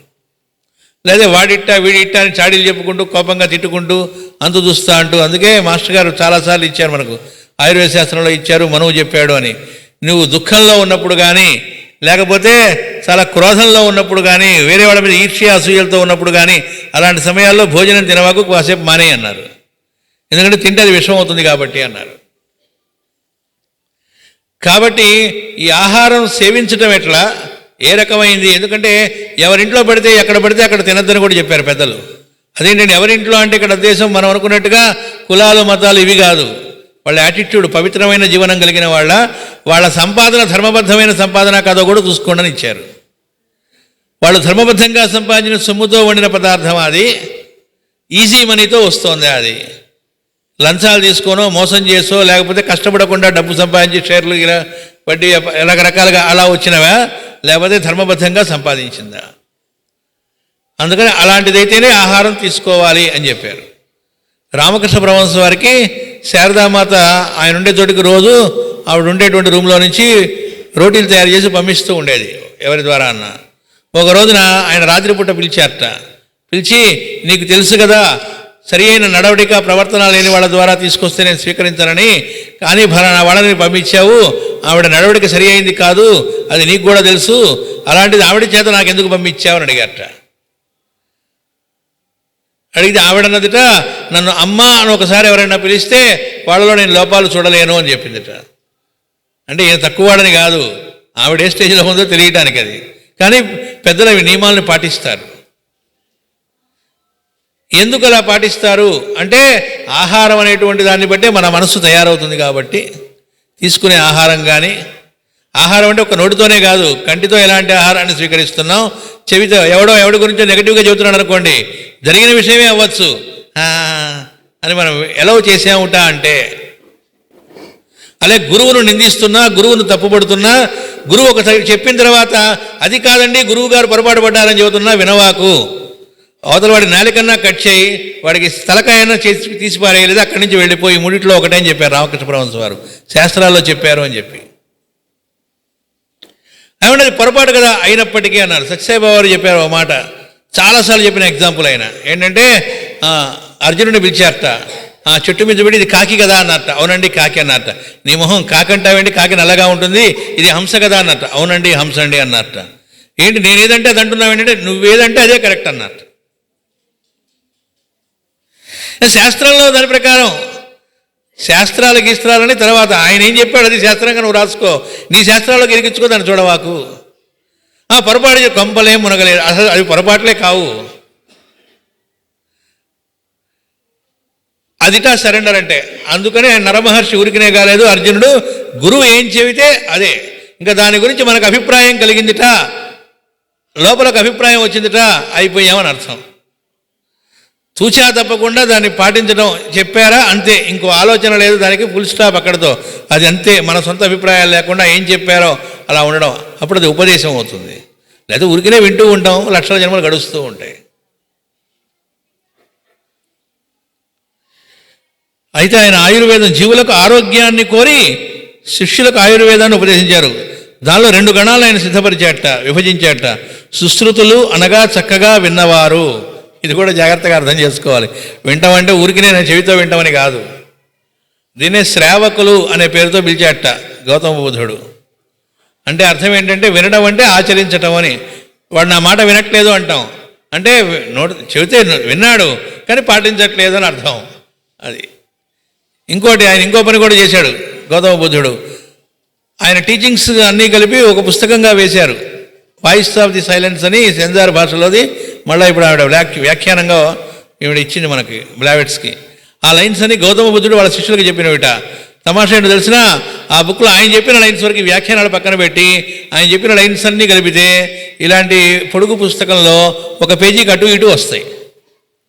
ఇవి అదే శిష్యులకి ఆయన కొన్ని జన్మల పాటు చెప్పాట. ఏం టీచింగ్ అండి అది? ఎప్పటికేంటి ఆ మాత్రం చేత కాదు ఆయనకి. మాకిస్తే ఒక 5 నిమిషాల్లో చెప్పేయగలం వాటిని స్టూడెంట్స్కి. ఆయన అన్నాడు చెబితే కానీ వాళ్ళకి అర్థం కాలేదా? అదేం శిష్యులు, అదేం గురువు అనిపిస్తుంది. అంటే ఏంటంటేట, దానిలో ఒక వాక్యం చెప్పిన తర్వాత ఆ చెప్పిన దాన్ని వాళ్ళు అనుష్ఠించి అది వాళ్ళు అయిన తర్వాత రెండో వాక్యం చెబుతారట. ముందు మీరు చెప్పేయండి, తర్వాత మీరు నెమ్మదిగా ఉండదుట. ఒక సెంటెన్స్ చెబితే అది వాళ్ళు అవ్వాలి. అది ఎన్ని జన్మలు అయిన తర్వాత అన్ని జన్మలకి ఆయన మళ్ళీ వాళ్ళకి చెబుతారట ఇంకోటి. ఆ పుస్తకంలో అన్నీ అలాంటివే, వాళ్ళ బోధలన్నీ అలాంటివే. అందుకని ఆయన ఏం పెట్టారు వాళ్ళకి? శ్రావకులు. ఏమంటే మరి ఈ లోపల డౌట్స్ వస్తే ఆచరిస్తే డౌట్స్ రావు. అందుకని ఆయన ఏం చెప్పేవాట, నీకు ఏ డౌట్ వచ్చినా ఈ లోపల డైరీలో రాసుకుంటూ ఉండు. ఒక టైం ఇస్తా కొన్నాళ్ళ తర్వాత, అప్పుడు అడుగుదుగానే అంట. ఆ టైం ఇవ్వటం ఉండదు. వాడికి ఈ లోపల డౌట్స్ క్లారిఫై అయిపోతాయి. ఎక్కడవుతాయి? వాడి ఆచరణలో అయిపోతాయి. ఎందుకని? బయట నుంచి రావాల్సింది. ఎక్కడ పుట్టింది నీకు డౌటు? లోపల. ఆన్సర్ ఎక్కడి నుంచి రావాలి? లోపల నుంచే రావాలి. ఎక్కడ పుట్టిందో అక్కడే ఆన్సర్ ఉంది. కాబట్టి బయట నుంచి వచ్చేది కాదు. కాబట్టి చూడండి, ఒక్కోసారి మనం క్వశ్చన్ అడిగితే అవతల వాళ్ళు చెప్పారు అనుకోండి, బాగుండక ఊరుకుంటాం, లోపల సాటిస్ఫై కాము, మర్యాదగా అంటాం. ఎందుకని? ఇక్కడ సాటిస్ఫై కావాల్సింది. ఆన్సర్ కూడా ఇక్కడి నుంచే రావాలి. అది అసలైన విద్య అంటే. అందుకని విద్య అంటే ఏంటి? వెలిగించటము అన్నారు. నేర్పటము, చెప్పటము, తోమటము, ఇండాక్ట్రినేషన్ అని చెప్పలే. ఆ లోపల ఆ వెలుగు, లైట్ వెలిగిస్తే వాడికే ఆ లోపల ఆన్సర్ దొరుకుతుంది, లైట్. అందుకని బయట నుంచి లోపలికి వెళ్ళేది కాదట, లోపల నుంచి బయటికి ప్రసరించేది విద్య అన్నారు. కాబట్టి విద్య అనేటువంటిది ఆన్లైన్లో రాదు, గురుముఖత రావాలి. గురుముఖత అంటే అర్థం ఫిజికల్గా ఎదురుగా గురువు ఉంటేనే కాదు. జాలకులు గారు ఎక్కడో ఉన్నారు, ఏలిసి వేలి ఎక్కడో ఉంది, మరి వచ్చింది కదా అండి అంటే మనం అనుకునే ఈ ఇప్పుడున్న ఆన్లైన్ అని కాదు, అది అసలైన లైన్. వాళ్ళ ప్రజెన్స్ ఎక్కడ ఉన్నా గ్రూప్ లివింగ్ అంటే అర్థం అదే అని చెప్పారు మాస్టర్ గారు. ఎక్కడ ఉన్నా వాళ్ళందరూ ఒకే రకమైనటువంటి కాన్షియస్లో జీవిస్తారు. అప్పుడు ఈ ఫిజికల్ ప్లేన్లో దగ్గర ఉన్న వాళ్ళతో సంబంధం లేదు. తూచా తప్పకుండా వాళ్ళు చెప్పింది ఆచరించడం మొదలు పెడతారు. అభిప్రాయాలు ఏర్పరచుకోవడం ఉండదు, చెప్పింది ఆచరించడమే చేస్తారు. ఆచరిస్తూ ఉన్నప్పుడు ఆన్సర్స్ అన్నీ లభిస్తాయి, క్వశ్చన్స్ కూడా ఎరైజ్ కావు. క్వశ్చన్లు వేస్తున్నావు అంటే ఆచరించట్లేదని అర్థం. అందుకని శ్రావకులని పేరు పెట్టారట. కాబట్టి అలాంటి వాళ్ళు సుశ్రుతులు. నెక్స్ట్ చరకులు. వీరు పల్లెల యందును పట్టణముల యందును చరించుచు ప్రజలకు సదాచారము నేర్పి రోగులకు ఔషధ సేవ చేయించువారు. ఇక్కడ సెంటెన్స్ జాగ్రత్తగా చదువుకోవాలి. ప్రజలకు సదాచారము నేర్పి అంటే ఆరోగ్యంగా ఉండడానికి ఎలా ఉండాలో అది నేర్పి, ఎవరైనా రోగులు ఉన్నారనుకోండి వాళ్ళకి ఔషధ సేవ చేసేవాళ్ళు. రోగాలు ఉన్నవాడికి క్లాస్ పీకి కాదు, ముందు వాడికి రోగం తగ్గాలి కాబట్టి వాడికి ఔషధాలతో ఉపచారం చేసి అవి తగ్గించడం అనేది చేస్తారు. కానీ బాబు ఇది కాదు, అసలు రోగమే రాకుండా ఉండాలంటే ఇలా ఉండాలి అని చెబుతారు. మనకు కూడా చెబుతారు చూడండి, ఎడ్యుకేట్ చేయాలి. హోమియో క్లాసెస్ ద్వారా మనం నేర్చుకునేది, మనం కొత్తగా వైద్యం ఇవ్వడం, మందులు ఇవ్వడం అని కాదు టార్గెట్. ముందు మన కుటుంబ సభ్యులు, మాస్టర్ గారు చెప్పింది, మన కుటుంబాల్లో ఉండేటువంటి వాళ్ళు రోగాలు రాకుండా ఆరోగ్యంగా ఎలా ఉండాలో తెలుసుకోవడం కోసం ఆయన క్లాసెస్ కండక్ట్ చేశారు. ప్రతి వాళ్ళు డాక్టర్లు అయిపోవాలని కాదు. అంటే వాళ్ళు ఆ తర్వాత అలా ముందు వాళ్ళ ఆరోగ్యవంతులే ఇంకొకళ్ళు ఆరోగ్యవంతులుగా ఉండడానికి చేయటం మంచిదే. కానీ ముందు అసలు ఆరోగ్యంగా ఉండటం అంటే ఏమిటి, అందులో మాస్టర్ గారు ఇస్తారు. కొన్ని రకాలైన ఆరోగ్యాలు రావాలంటే పెద్దల్ని సేవించాలి అని చెప్పారు. ఇంట్లో ఉండే పెద్దల్ని ఈసరించుకోకుండా, వాళ్ళలో లోపాలు చూడకుండా ఉంటే ఈ లోపాలు, వాళ్ళ ఎడల మన కర్తవ్యాలను ఏం చేయాలో వాటిని చేయటం అని చెప్పారు. సో ఈ రకమైనటువంటి వాటిని 2 భాగాలు చేసి అని చెప్పారట. ఇది 152వ పద్యంలో ఇచ్చారు. తర్వాత 153వ పద్యం, 152వ వచనంలో చెప్పారు. ఇది ఇప్పుడు 153వ పద్యం. ధరణీ కంటకులైన హైహయ నరేంద్ర వ్రాతమున్ భూరి విస్ఫురితోదార కుఠారధార గలనన్ ముయ్యేడు మారుల్ పొరింబొరి మర్దించి సమస్త భూతలము విప్రుల్ వేడగానిచ్చి తాజిరకీర్తిన్ జమదగ్నిరాముడనమించం తాపసేంద్రోత్తమ.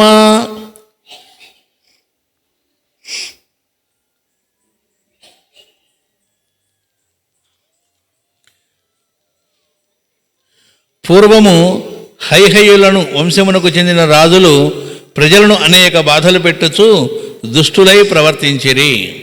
అప్పుడు భగవంతుడు జమదగ్ని కుమారుడై పరశురాముడను పేర అవతరించి 21 మారు మరల భూమిని ప్రదక్షిణము చేయుచు దుష్ట పరిపాలకులందరూ తన గొడ్డలితో నరికెను. వారి రాజ్యములను బ్రాహ్మణులకు అగ్రహారములుగా దానము చేసి వారి పాలనలో ఉంచెను. స్థిరమైన కీర్తిని ఆర్జించుకొని తపోవనముల కేకెను. ఇక్కడి నుండి మిగిలినవి నరజన్మమెత్తిన వ్యక్తుల అవతారములు అని బ్రాకెట్లో ఇచ్చారు. దీని రహస్య ప్రకాశం కూడా చూద్దాం. పూర్వము హైహయులను ఒక వంశపు రాజులు ప్రజలకు మిక్కిలి బాధాకరముగా ప్రవర్తించిరి. వారినందరూ వెదకి 21 మారు తళతళ మెరయుచున్న తన గొడ్డలి పెట్టున వారి శిరస్సులను ఖండించి పరశురాముడు సమస్త భూమిని బ్రాహ్మణులకు దానమిచ్చెను. అతడు జమదగ్ని కుమారుడు. అంటే భగవంతుడు అనేటువంటి వాడు ఈ స్థితి అంటే ఈ బ్యాలెన్స్గా ఉంచడం అనేటువంటిది, రక్షణ అనేటువంటిది విష్ణువు అనేటువంటి రూపంలో ఆయన చేస్తాడు కనుక ఎప్పుడైతే ఇక్కడ బ్యాలెన్స్ దెబ్బతింటుందో అప్పుడల్లా అది బ్యాలెన్స్ చేయడానికి అవతరిస్తూ ఉంటాడు. అందులోని ఒక అవతారమే పరశురామ అవతారం. అంటే మనువు కానీ మిగతా ఋషులు కానీ ఒక చక్కటి పద్ధతిని ఏర్పాటు చేశారు ఈ భూమి మీద. మానవులు హాయిగా జీవించడానికి సమాజంలో రాజు అనేటువంటి వాడు చక్కగా పరిపాలించటం. అసలు రాజు అంటే రంజింప చేయువాడు అని ఒక అర్థం. ఆ రాజు ఆ పరిపాలించడంలో అతను ఎట్లా ప్రవర్తించాలో గైడెన్స్ ఇవ్వడానికి బ్రాహ్మణులు అనేటువంటి వాళ్ళే ఋషులు, మునులు, బ్రాహ్మణులు. వాళ్ళు చెప్పినట్లుగా వాళ్ళు బ్రాహ్మణులు అంటే మళ్ళీ ఇప్పుడు అనుకునే బ్రాహ్మణులు కాదు, అంటే ఈ పేరుతో పిలువబడేటువంటి వాళ్ళని కాదు. దాని అర్థం ఇంపర్సనల్ లైఫ్ గడిపేవాళ్ళు అని చెప్పారు మాస్టర్ గారు. పర్సనల్ లైఫ్ అనేది పోయి ఇంపర్సనల్ లైఫ్, తన కోసం జీవించడం అనేది పోయి ఇంకొకళ్ళ కోసం జీవించడం, దాన్ని రెండవ జన్మ, ద్విజులు అంటే అర్థం అదిట. అలా జీవించేటువంటి వాళ్ళని బ్రాహ్మణులు అన్నారు. వాళ్ళు ఇచ్చే గైడెన్స్ ఎవరి కోసం ఇస్తారు? వాళ్ళు జీవించేది తమ కోసం కాదు, లోకహితం కోసం. కాబట్టి అలాంటి వాళ్ళు లోకహితం కోరి ఎట్లా ప్రవర్తించాలి, ఏం చెయ్యాలో వాళ్ళు చెప్తారో వాళ్ళ అడుగుజాడల్లో అప్పటి రాజులు నడిచేవాళ్ళుట. కాబట్టి సమాజం స్ట్రక్చర్ చాలా చక్కగా ఉండేదిట. మిగతా వాళ్ళు వీళ్ళని ఫాలో అయ్యేవాళ్ళు. అలాగే ఆ బ్రాహ్మణుడు చెప్పినట్టు ఆ క్షత్రియ వీరుడైనటువంటి రాజు పరిపాలించేవాడు. కాబట్టి ధర్మబద్ధంగా సమాజం అంతా ఉండేది. ఇందులో ఆ క్షత్రియుడైనటువంటి వాడు దుష్టుడుగా అయినప్పుడు అంటే బ్రాహ్మణుడి మాట వెళ్ళలేదని అర్థం. అంటే లోకహితం కోరి చెప్పే వాళ్ళ మాట వెళ్ళలేదుట అంటే వాడి ఓన్ ఇంట్రెస్ట్లు ఏవో వచ్చినాయని అర్థం. అలా ఎప్పుడైతే ప్రవర్తిస్తాడో ఈ అల్లిక చెడిపోతుంది, అంటే అల్లిక తెగిందని అర్థం. ఈ చక్కటి అల్లిక తంత్రం అనేది. కాబట్టి దాన్ని మళ్ళా పుచ్చడం అనేటువంటిది చేయటం కోసం భగవంతుడు అవతరిస్తాడు. అయితే దీనిలో చెప్పటం వల్ల బాగుపడేట్లయితే ఓకే, అది కాకుండా మితిమీరితే, అందుకే మాస్టర్ గారు ఒక మాట చెప్పారు, దుర్బలుడు వేరు దుష్టుడు వేరు అన్నారు. దుర్బలుడు అంటే వాడి వ్యక్తిగతమైనటువంటి జీవితంలో కొన్ని రకాల అలవాట్లకు బానిసై దాని నుంచి బయటపడకుండా ఉన్నవాడు దుర్బలుడు. వాడి వల్ల సమాజానికి పెద్ద డేంజర్ ఏం లేదు, వాడికి వాడు లోపం చేసుకుంటూ ఉంటాడు. దుష్టుడంటే అర్థం ఏంటంటే ఉద్దేశపూర్వకంగా సమాజంలో ఇతరులని బాధించేటువంటి, ఇంటెన్షనల్గా చేసేటువంటి వాడు అన్నారు. అలాంటి వాళ్ళని పరమాత్మ స్పేర్ చేయడు అని చెప్పారు. కాబట్టి హైహయులు అనేటువంటి వంశంలోని వాళ్ళు ఆ రకంగా అందరినీ ఇబ్బంది పెడుతూ ఉంటే స్వామి అవతరించి 21 మారులు భూప్రదక్షిణం చేసి అలాంటి వాళ్ళందరినీ కూడా వధించి చక్కగా ఆ ధర్మ పరిపాలనలోకి వచ్చేట్టు చేసేట. అయితే ఇక్కడ ఒక పాయింట్ చెప్పుకోవాలి. మాస్టర్ గారు భాగవత రహస్య ప్రకాశంలోనే ఒక చోట ఇచ్చారు. రాముడు రాజ్యంలోకి వచ్చేటప్పటికీ జరిగింది ఏమిటి అంటే, అంతకుముందు పరశురాముడు చేసింది బాగానే ఉంది, అవసరమైందే చేశాడు. కానీ తర్వాత జరిగింది ఏంటంటే భీతిల్లి ప్రవర్తించడమే తప్ప రాజులు సహజంగా ధర్మబద్ధంగా జీవించడంలోకి రాలేదట. భయంతో ఎన్నాళ్ళు చేస్తారు? అక్కడ అది తెగింది. బ్రాహ్మణుడు క్షత్రియుడు మధ్య ఎప్పుడు కూడా సమన్వయం ఉండాలి, ఇతను చెప్పినట్లు అతను, అంతేకాకుండా అతన్ని గౌరవిస్తూ ఇతను ఉండాలి అని చెప్పారు. బ్రాహ్మణుడికి కోపం తెప్పించకుండా క్షత్రియుడు చూసుకోవాలి అని చెప్పారు. ఎందుకట? క్షత్రియుడికి కోపం వస్తే వచ్చే వినాశనం కంటే బ్రాహ్మణుడికి కోపం వస్తే వచ్చే వినాశనం చాలా ఎక్కువ అనేటువంటి విషయాన్ని మాస్టర్ గారు మనకు భాగవత రహస్య ప్రకాశంలో తెలియజేశారు. ఉదాహరణకి క్షత్రియుడికి కోపం వచ్చింది అంటే పరీక్షిత్తుకి శమీకుడి మెడలో చనిపోయిన పావును వేసి వెళ్ళాడు. దానివల్ల శమీకుడికి జరిగిన లాస్ ఏమిటి? ఏమీ జరగలే. అదే వాళ్ళ పిల్లవాడు నాన్నకు అవమానం చేశారని ఫీల్ అయ్యారు, అంతవరకే. దానివల్ల సమాజానికి జరిగిన కీడేమీ లేదు. కానీ వాళ్ళ పిల్లవాడైనటువంటి శృంగికి కోపం వచ్చింది, శపించాడు పరీక్షిత్తుని మరణించాలి అని, 7 రోజుల్లో మరణిస్తాడు అని. సరే, పాము కాటుకం ఇదే, ఆయన దేహత్యాగం చేశాడు, అది ఓకే. కానీ ఆయన భౌతికంగా లేటంటే రాజు లేడుగా. ఈ పరీక్షిత్ మహారాజు చేసిన పని ఏమిటి? సాక్షాత్తు పరమాత్మచే కాపాడబడ్డవాడు కడుపులో ఉన్నప్పుడే. ఎందుకు కాపాడాడు పరమాత్మ? ఇతను కలిని దమించగలడు కాబట్టి నీకోసం కాదయ్యా. ధర్మరాజు మహాభారత యుద్ధం అయ్యాక, అయ్యో నా బంధువులందరినీ చంపేశాను, వీళ్ళందరూ నా సోదరులు, ఇలాంటి వాళ్ళందరినీ నా చేతులతో చంపాను, ఈ రక్తపు కూడు, ఈ రాజ్యం నాకొద్దు అని ఏడుస్తూ ఉంటే, నీకోసం సీట్ ఎక్కమనలేదోయ్, నువ్వు ఎలాగో పెద్దవాడివి అయిపోయావు, అదిగో ఆ పరీక్షిత్తు పిల్లవాడు కాస్త పెద్ద అయ్యేదాకా, వాడికి హ్యాండ్ ఓవర్ చేసేదాకా అలా కూర్చో అని చెప్పాడు. నీకోసం కాదు, వాడి కోసం అని చెప్పాడు. ఎందుకని? పరీక్షిత్తు కలిని దమింపజేసి అద్భుతంగా రాజ్యాన్ని పరిపాలించాడు. కాబట్టి అలాంటి వాడిని సంహరించడం వల్ల ఏం జరిగింది? అలాంటి వాడు పోవడానికి మనం కారణం అవడం వల్ల సమాజానికి డేంజర్, అలాంటి చక్కటి రాజు పోతే అని ఎవరు చెప్పారు ఈ విషయం? సాక్షాత్తు శమీకుడే తన కుమారుడికి చెబుతాడు. కాబట్టి బ్రాహ్మణుడికి కోపం రాకుండాను, బ్రాహ్మణుడిని గౌరవిస్తూను, అంతేకాకుండా వాళ్ళు లోకహితం కోసం చెబుతారు కాబట్టి వాళ్ళు చెప్పింది మనకి తీసుకొని చక్కగా ఆచరించడం అనేటువంటిది ఒక్కసారిగా ఏర్పడలేదట. అది ఏర్పడడానికి ఎంతో కష్టపడ్డాడు రాముడు అని రాశారు. దీనిలో కష్టపడడం అంటే ఇన్ ది సెన్స్ ఆయన కష్టపడ్డాడు, ఎంతో ప్రయత్నం చేయవలసి వచ్చింది. అది మళ్ళా గాడిలో పెట్టి మళ్ళా ఆ అల్లిక చక్కగా తీసుకురావడం అనేటువంటిది చేశారట ఆయన. మనకి కృష్ణుడు అలా చేసిన విధానం ఏమిటనేటువంటిది మదరజాలం అనేటువంటి నవల్లో మాస్టర్ గారు ఇచ్చారు. కానీ రాముడు చేసింది ఏమిటి అనేటువంటిది సూచనగా మనకు భాగవతంలో భాగవత రహస్య ప్రకాశంలోనే వచ్చిన పారాగ్రాఫ్లో ఇచ్చారు. అంటే మన రాముడిని ఎంతసేపటికి ఒక లైన్లోనే చదువుకుంటాం కథాభాగం, కానీ ఈ రకమైంది కూడా ఆయన చేశాడు. రామరాజ్యం అంటే అర్థం ఏమిటి అంటే ఊరికనే సీటకి కూర్చున్నాడు, ప్రజలందరూ ధర్మాత్ములు, అంతా స్మూత్గా జరిగింది కాదు. ఆ అల్లిక చెడకుండా అందరిలో సహజసిద్ధంగా అది ఏర్పడటానికి ఆయన ఎంతో ప్రయత్నం చేయవలసి వచ్చింది అని మాస్టర్ గారు తెలియజేశారు. తర్వాత 154, 155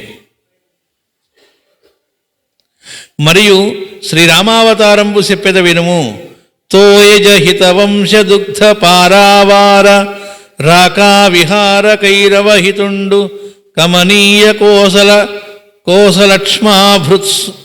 లక్ష్మాభృత్సుతా గర్భ సుక్తి సంపుటల సన్ముక్తికంబు నిజపాద సేవక వ్రజ దుఃఖ నిబిడాంధకార విస్ఫురిత పంకరుహ సఖుడు దశరథేశ్వర కృతాధ్వర వాటికా ప్రాంగణాకర దేవతానోకహంబు జటుల దానవ గహన వైశ్వానరుండు రావణాటోపశైల పురందరుండు నగుచు లోకోపకారార్థమవతరించే రాముడై చక్రి లోకాభిరాముడగుచు.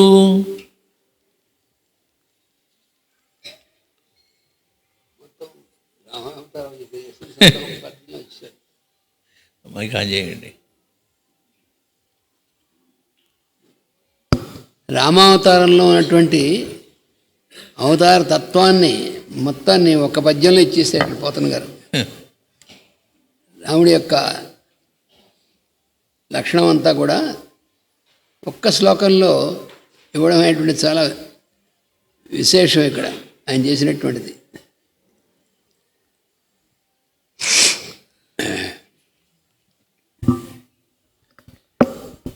విష్ణుమూర్తి లోకోపకారం కొరకు శ్రీరాముడై అవతరించట. అసలు భగవంతుడు అవతారంగా దిగి రావడం అనేటువంటిది అవతారమూర్తిగా, దానివల్ల ఆయనకి ఏంటి ప్రయోజనం అంటే ఆయనకేం ప్రయోజనం లేదు. కానీ లోకోపకారం, జీవులకి ఉపకరించడం కోసం అవతరిస్తూ ఉంటాడు. అందులో శ్రీరాముడుగా రావడం అనేటువంటి అవతారం ఉందే, ఇది ముఖ్యంగా మన మానవులకు, లోకానికి అంతటికీను, జీవులందరికీ కూడా మానవులకి ఎలా ఉండాలి అని నేర్పడం అనేటువంటిది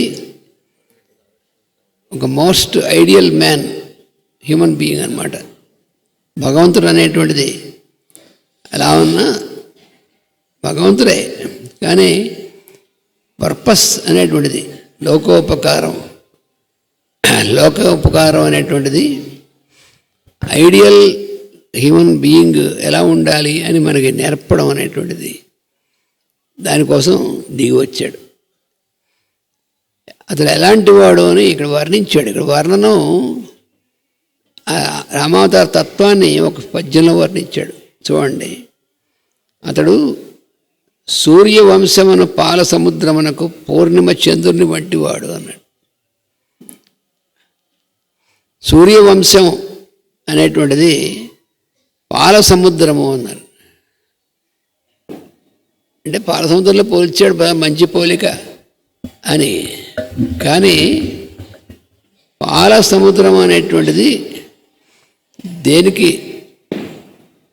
ఆ ప్రతీక అంటే ఎందుకు చేశాడంటే పవిత్రతకు. పాలు మనకి సంపూర్ణంగా తెల్లనివి, తర్వాత పాలు అనేటువంటిది మన జీవనానికి ప్రధానమైనటువంటిది. ఇన్ని లక్షణాలు ఉన్నాయి పాలకి. ఆ పాల సముద్రం అంటే నిజంగా మనకి సముద్రాల్లో పాల సముద్రం, ఇవన్నీ రకరకాల 7 రకాల సముద్రాలు ఉన్నాయంటాడు. సముద్రం అనగానే మనం చూసేటువంటి సముద్రాన్ని మాత్రమే మనం దృష్టిలో పెట్టుకుని, అబ్బా పాల సముద్రం అంతా పాలే అయితే హాయిగా ఈ బయటకు పాలు మరి డైరీలో అవన్నీ ఎందుకండి మొత్తం అంతాను. అలాంటిది ఎక్కడైనా ఉంటే అక్కడి నుంచైనా సరే ఎక్కడ మొత్తం ప్యాక్ చేసి తెచ్చేసుకోవచ్చు కదా మనం.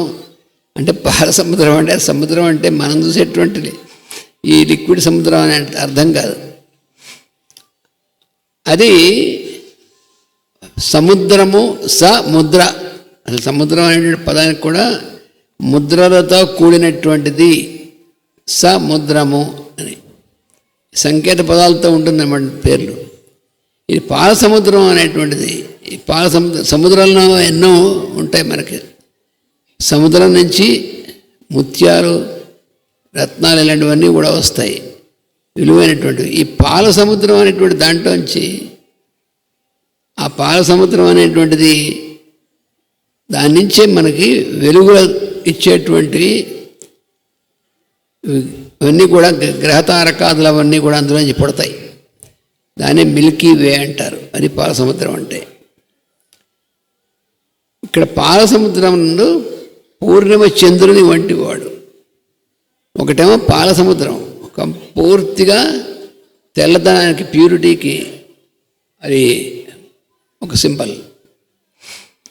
పూర్తి ప్యూరిటీ అనేటువంటి దాంట్లో నుంచి మనకు వచ్చేటువంటిది.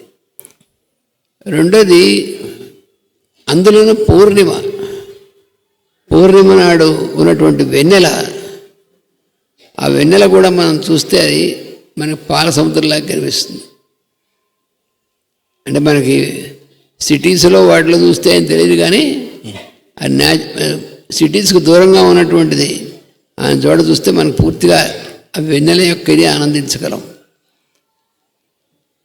లేదా ఒక పర్వతం మీచో అలా ఉన్నప్పుడు ఆ పాల సముద్రం, ఈయన తీసుకెళ్ళి పాల సముద్రంలో పూర్ణచంద్రుని వంటి వాడు అని ఎందుకు అన్నాడు అంటే, ఆయన స్పాట్లెస్, అంటే ఎక్కడా కూడా వెన్నెల అనేటువంటిది పూర్తిగా పూర్ణిమ నాటి వెన్నెల సంపూర్ణమైనటువంటిది అది. అందుకని పూర్ణిమ చంద్రుని వంటి వాడు అంటే పూర్ణిమ నాడు చంద్రుడి యొక్క వెలుగు సంపూర్ణంగా ఉంటుంది. కాబట్టి ఈ వంశమేమో పాల సముద్రం లాంటిది, సూర్యవంశం అనేటువంటిది పాల సముద్రం లాంటిది అన్నాడు.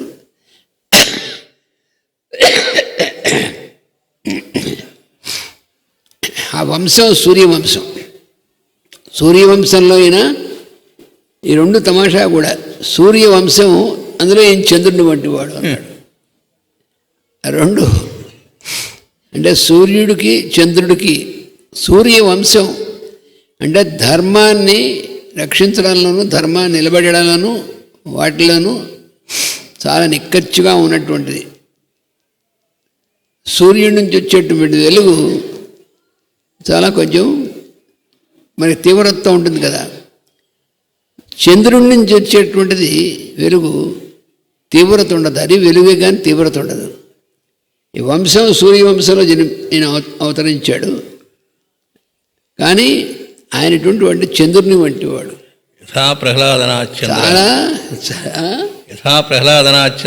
ప్రహ్లాద అంటే చంద్రుడు ఆహ్లాదాన్ని కలిగిస్తాడు, అలాగే రామచంద్రుడు అని, అందుకనే ఆయన రామచంద్రుడు అన్నారు. అది చూడండి మనకి తమాషా. ఇంకా ఈ మిగతా ఈ చంద్రుడు అనేటువంటిది మిగతా మనకి నరసింహచంద్రుడు అని అన్నారు, ఎక్కడ అనలేదు. కృష్ణచంద్రుడు అని కూడా అనలేదు, రామచంద్రుడు అన్నారు. అంటే రామావతారంలో ఉన్నటువంటి ప్రత్యేకత ఏంటంటే ఆ పూర్ణిమ చంద్రుడిని చేస్తే మనకి ఎటువంటి అనుభూతి కలుగుతుంది. మనకి చాలా ప్రశాంతమైనటువంటి ఒక చల్లదనం, ఒక ప్రశాంతత అనేటువంటి కలుగుతుంది. అందుకని శ్రీరాముడి యొక్క ఆయన స్మరించిన ఆయన యొక్క ప్రజెన్స్ అనేటువంటిది మనకి ఆ చంద్రుడి యొక్క లక్షణం. అందుకని ఈయన అవతరించింది సూర్యవంశమైనా ఈయన మాత్రం చంద్రుని వంటి వాడు అని ఇక్కడ ఆ రెండు ఆ కాంట్రాస్ట్ అనేటువంటిది. నిజానికి చంద్రుడిలో మనకు వచ్చేటువంటి కాంతి కూడా సూర్యుడి నుంచి వచ్చి రిఫ్లెక్ట్ అయ్యేటువంటిదే, అది మనం రోజు చెప్పుకుంటున్నాం. కానీ మనకు వచ్చే ఎక్స్పీరియన్స్, మనకు వచ్చే అనుభూతి దీనివల్ల వచ్చేటువంటిది ఎలాంటిదో అటువంటి అనుభూతి అందరికీ కలుగుతుంది అటువంటి వాడు అనేటువంటిది. తర్వాత కౌసల్య గర్భమును ప్రతాపాత్ తపనో యథ అన్నారు. ప్రతాపం అనేటువంటిది, ప్రతాపం ఆయన చూపించినటువంటి ప్రతాపం ఇంకెవరు చూపించలేరు. ఆ ప్రతాపం అనేటువంటిది ఎప్పుడు చూపిస్తాడో దుష్టులైనటువంటి వాళ్ళని శిక్షించినప్పుడు మాత్రమే చూపిస్తాడు. అక్కడ సూర్యుడి లక్షణం, అక్కడ మాత్రం సూర్య లక్షణం కలిగి తపనహ అంటే సూర్యుడిలాగా. అందుకనే ఖరదూషణాదులు వాళ్ళతో యుద్ధం చేసినప్పుడు చాలా తీవ్రంగా ఉన్నట్టు రాముడు. వాళ్ళు రాక్షసులు, భయంకర రాక్షసులు వాళ్ళు, కానీ వాడు ఊహించలేదు ఇంత తీవ్రంగా ఉంటాడు ఆయన చెప్పి ఊహించలేదు. అలాగా దుష్ట శిక్షణప్పుడు సమయంలో మాత్రం సూర్యుని వంటి వాడు. అందుకనే ఆయన క్రోధం నటిస్తాడు. నిజంగా క్రోధం అనేటువంటిది ఆయన లక్షణం కాదు, కానీ అవసరం వచ్చినప్పుడు క్రోధం నటించగలడు. ఎప్పుడంటే దుష్ట సంహారం అప్పుడు, దుష్ట శిక్షణప్పుడు, ధర్మరక్షణప్పుడు, అప్పుడు ఆయన చూపించగలడు అటువంటి వాడు. కౌసల్య గర్భమున ముత్యపు చెప్పయందు ఇమిడిన ఆణిముత్యము అన్నారు. ఎంత అద్భుతంగా అసలు ఈ పద్యంలో చాలా సొగసైన పద్యం ఇది.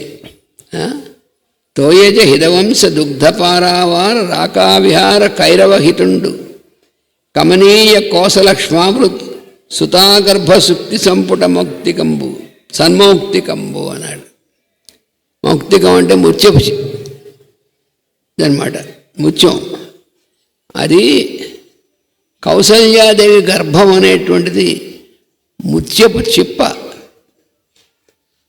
మన సముద్రంలో ముత్యపు చిప్ప అనేటువంటిది ఉంది. ఆ ముత్యపు చిప్ప నుండి ముత్యం అనేటువంటిది మనకి దొరుకుతుంది. ఈయన ఆ కౌసల్య గర్భం అనేటువంటి ముత్యపు చిప్ప యందు ఇమిడిన ఆణిముత్యము అన్నాడు. ఎంత బాగా వాడాడు చూడండి. ఆ ముత్యపు చిప్పలో లోపల ఉంటుంది ముత్యం. అలాగే ఈయన ఆవిడ కౌసల్య గర్భం అనేటువంటిది ముత్యపు చిప్ప అయితే అందులో ఇమిడినటువంటి ఆణిముత్యము. మామూలు ముత్యాల్లో ఆణిముత్యము అంటే చాలా పూర్తిగా ఏ మచ్చ లేకుండా సంపూర్ణమైనటువంటి దీంతో ఉన్నటువంటి ముత్యం, దాన్ని ఆణిముత్యం అంటారు. అలాగే అటువంటి ఆణిముత్యం అంటే ఆయన తన పాదములను ఆశ్రయించిన వారి దుఃఖములు అను చీకట్లను పారద్రోలిన సూర్యుడు. ఒకసారేమో చంద్రుడుగా చేస్తే ఇంకోసారి సూర్యుడిగా చేస్తారు. ప్రతాపం చూపించేప్పుడు సూర్యుడు అన్నారు, ఆ సూర్యుడు వేరు. ఇక్కడ ఎన్ని రకాలుగా చెప్పాడు చూసారా. అండ్ సూర్యుడు అని చెప్పాడు కదా, అంటే సూర్య వంశంలో పుట్టాడు, ప్రతాపం చూపించడంలో సూర్యుని తీక్ష్ణత కలిగినటువంటి వాడు. కానీ ఇక్కడ మళ్ళీ సూర్యుడు అనేటువంటి వాడు ఎలా సూర్యుడితో ఎలా పోర్చాడంటే తన పాదములను ఆశ్రయించినటువంటి వారి దుఃఖములు అనే చీకట్లను పారదోలే సూర్యుడు. సూర్యుడు ఎక్కడైతే ఉంటాడో అక్కడ చీకటి ఉండదు కదా. అందుకని సూర్యుడు ఉదయించాడంటే చీకట్లు మాయమవుతాయి, తొలగిపోతాయి. ఇక్కడ చీకట్లు ఏమిటి? దాన్ని ఆశ్రయించినటువంటి వారికి ఉన్నటువంటి దుఃఖములు అనేటువంటి చీకట్లు. పాపం వాళ్ళు దుఃఖం అనేటువంటి చీకట్లు కలిగి దాంట్లో బాధపడుతున్నటువంటి వాడు ఆయన్ని ఆశ్రయిస్తే ఆ ఆశ్రయించినటువంటి వాళ్ళకి ఆయన యొక్క స్మరణ చేత, ఆయన యొక్క అనుగ్రహం చేత ఆ చీకట్లు సూర్యుడు ఉదయిస్తే ఎలా తొలగిపోతాయో ఆ చీకట్లు తొలగిపోయేటువంటి సూర్యుడు అన్నాడు. సూర్యుడు వంటివాడు అని అనలేదు ఇక్కడ, సూర్యుడు అని చెప్పాడు. పారద్రోలిన సూర్యుడు అంటే సూర్యుని వంటివాడంటే ఇంకోడు అలాంటి వాడు ఉంటాడండి, అలా లేదు. డైరెక్ట్గా అసలు సూర్యుడు అనుకున్న వాడికి కూడా వెలుగునిచ్చేది ఆయనే కాబట్టి అసలు సూర్యుడు ఆ వంశానికే వెలుగిచ్చినటువంటి వాడు కదా ఆయన. అందులో దశరథుని యజ్ఞశాల యొక్క ముంగిలి యందు నిలిచిన కల్పవృక్షము. ఇది చూడండి ఎంత సొగసైనటువంటిదో. ఒక్కొక్క పదం ఆ వర్ణన. దశరథుడి యొక్క యజ్ఞశాల. దశరథుడి యొక్క యజ్ఞశాల ఏమిటి అంటే ఆయన యజ్ఞాలు చేశాడు, చాలా యజ్ఞాలు చేశాడు ఆయన.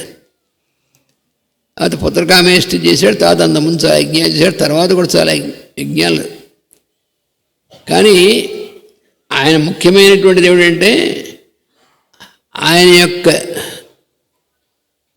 తన యొక్క జీవితం మొత్తం ఒక యజ్ఞంగా చేశాడు ఆయన. అది దశరథ మహారాజు పరిపాలన కూడా చాలా అద్భుతమైనటువంటిది. ఆయన ప్రజల్ని పరిపాలించడం అనేటువంటిది ఒక యజ్ఞార్థ కర్మగా చేశాడు. అందుకని దశరథుని యజ్ఞశాల అంటే కేవలం ఆ యాగశాల మాత్రమే అర్థం కాదు. ఆయన యొక్క లైఫ్ అంతా మొత్తం పరిపాలన సంబంధించినటువంటిది అంతా కూడా ప్రజల్ని అది ఒక యజ్ఞార్థ కర్మగా. దాని యొక్క ముంగిలి యందు యాగశాల ముందు ఉన్నటువంటి దీంట్లో నిలిచిన కల్పవృక్షము అన్నారు.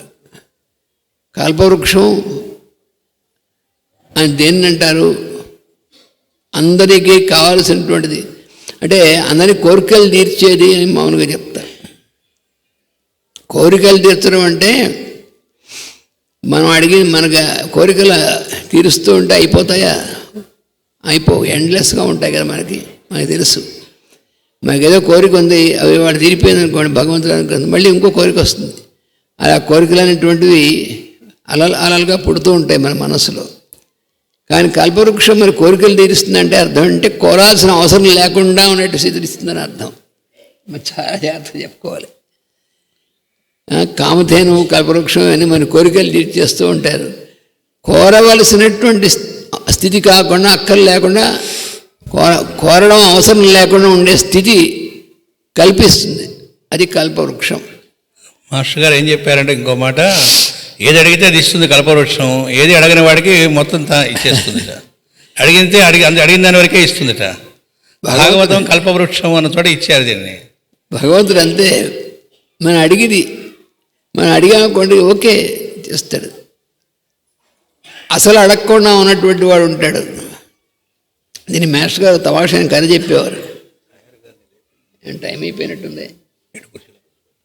మాస్టర్ గారు ఒక కథను చెప్పేవారు. ఒక ముగ్గురు కూర్చుని లక్ష్మీదేవి కోసం వాళ్ళు తపస్సు చేస్తున్నట్ట. కథ ఇప్పుడు మనకి చాలా తమాషా ఉంటుంది.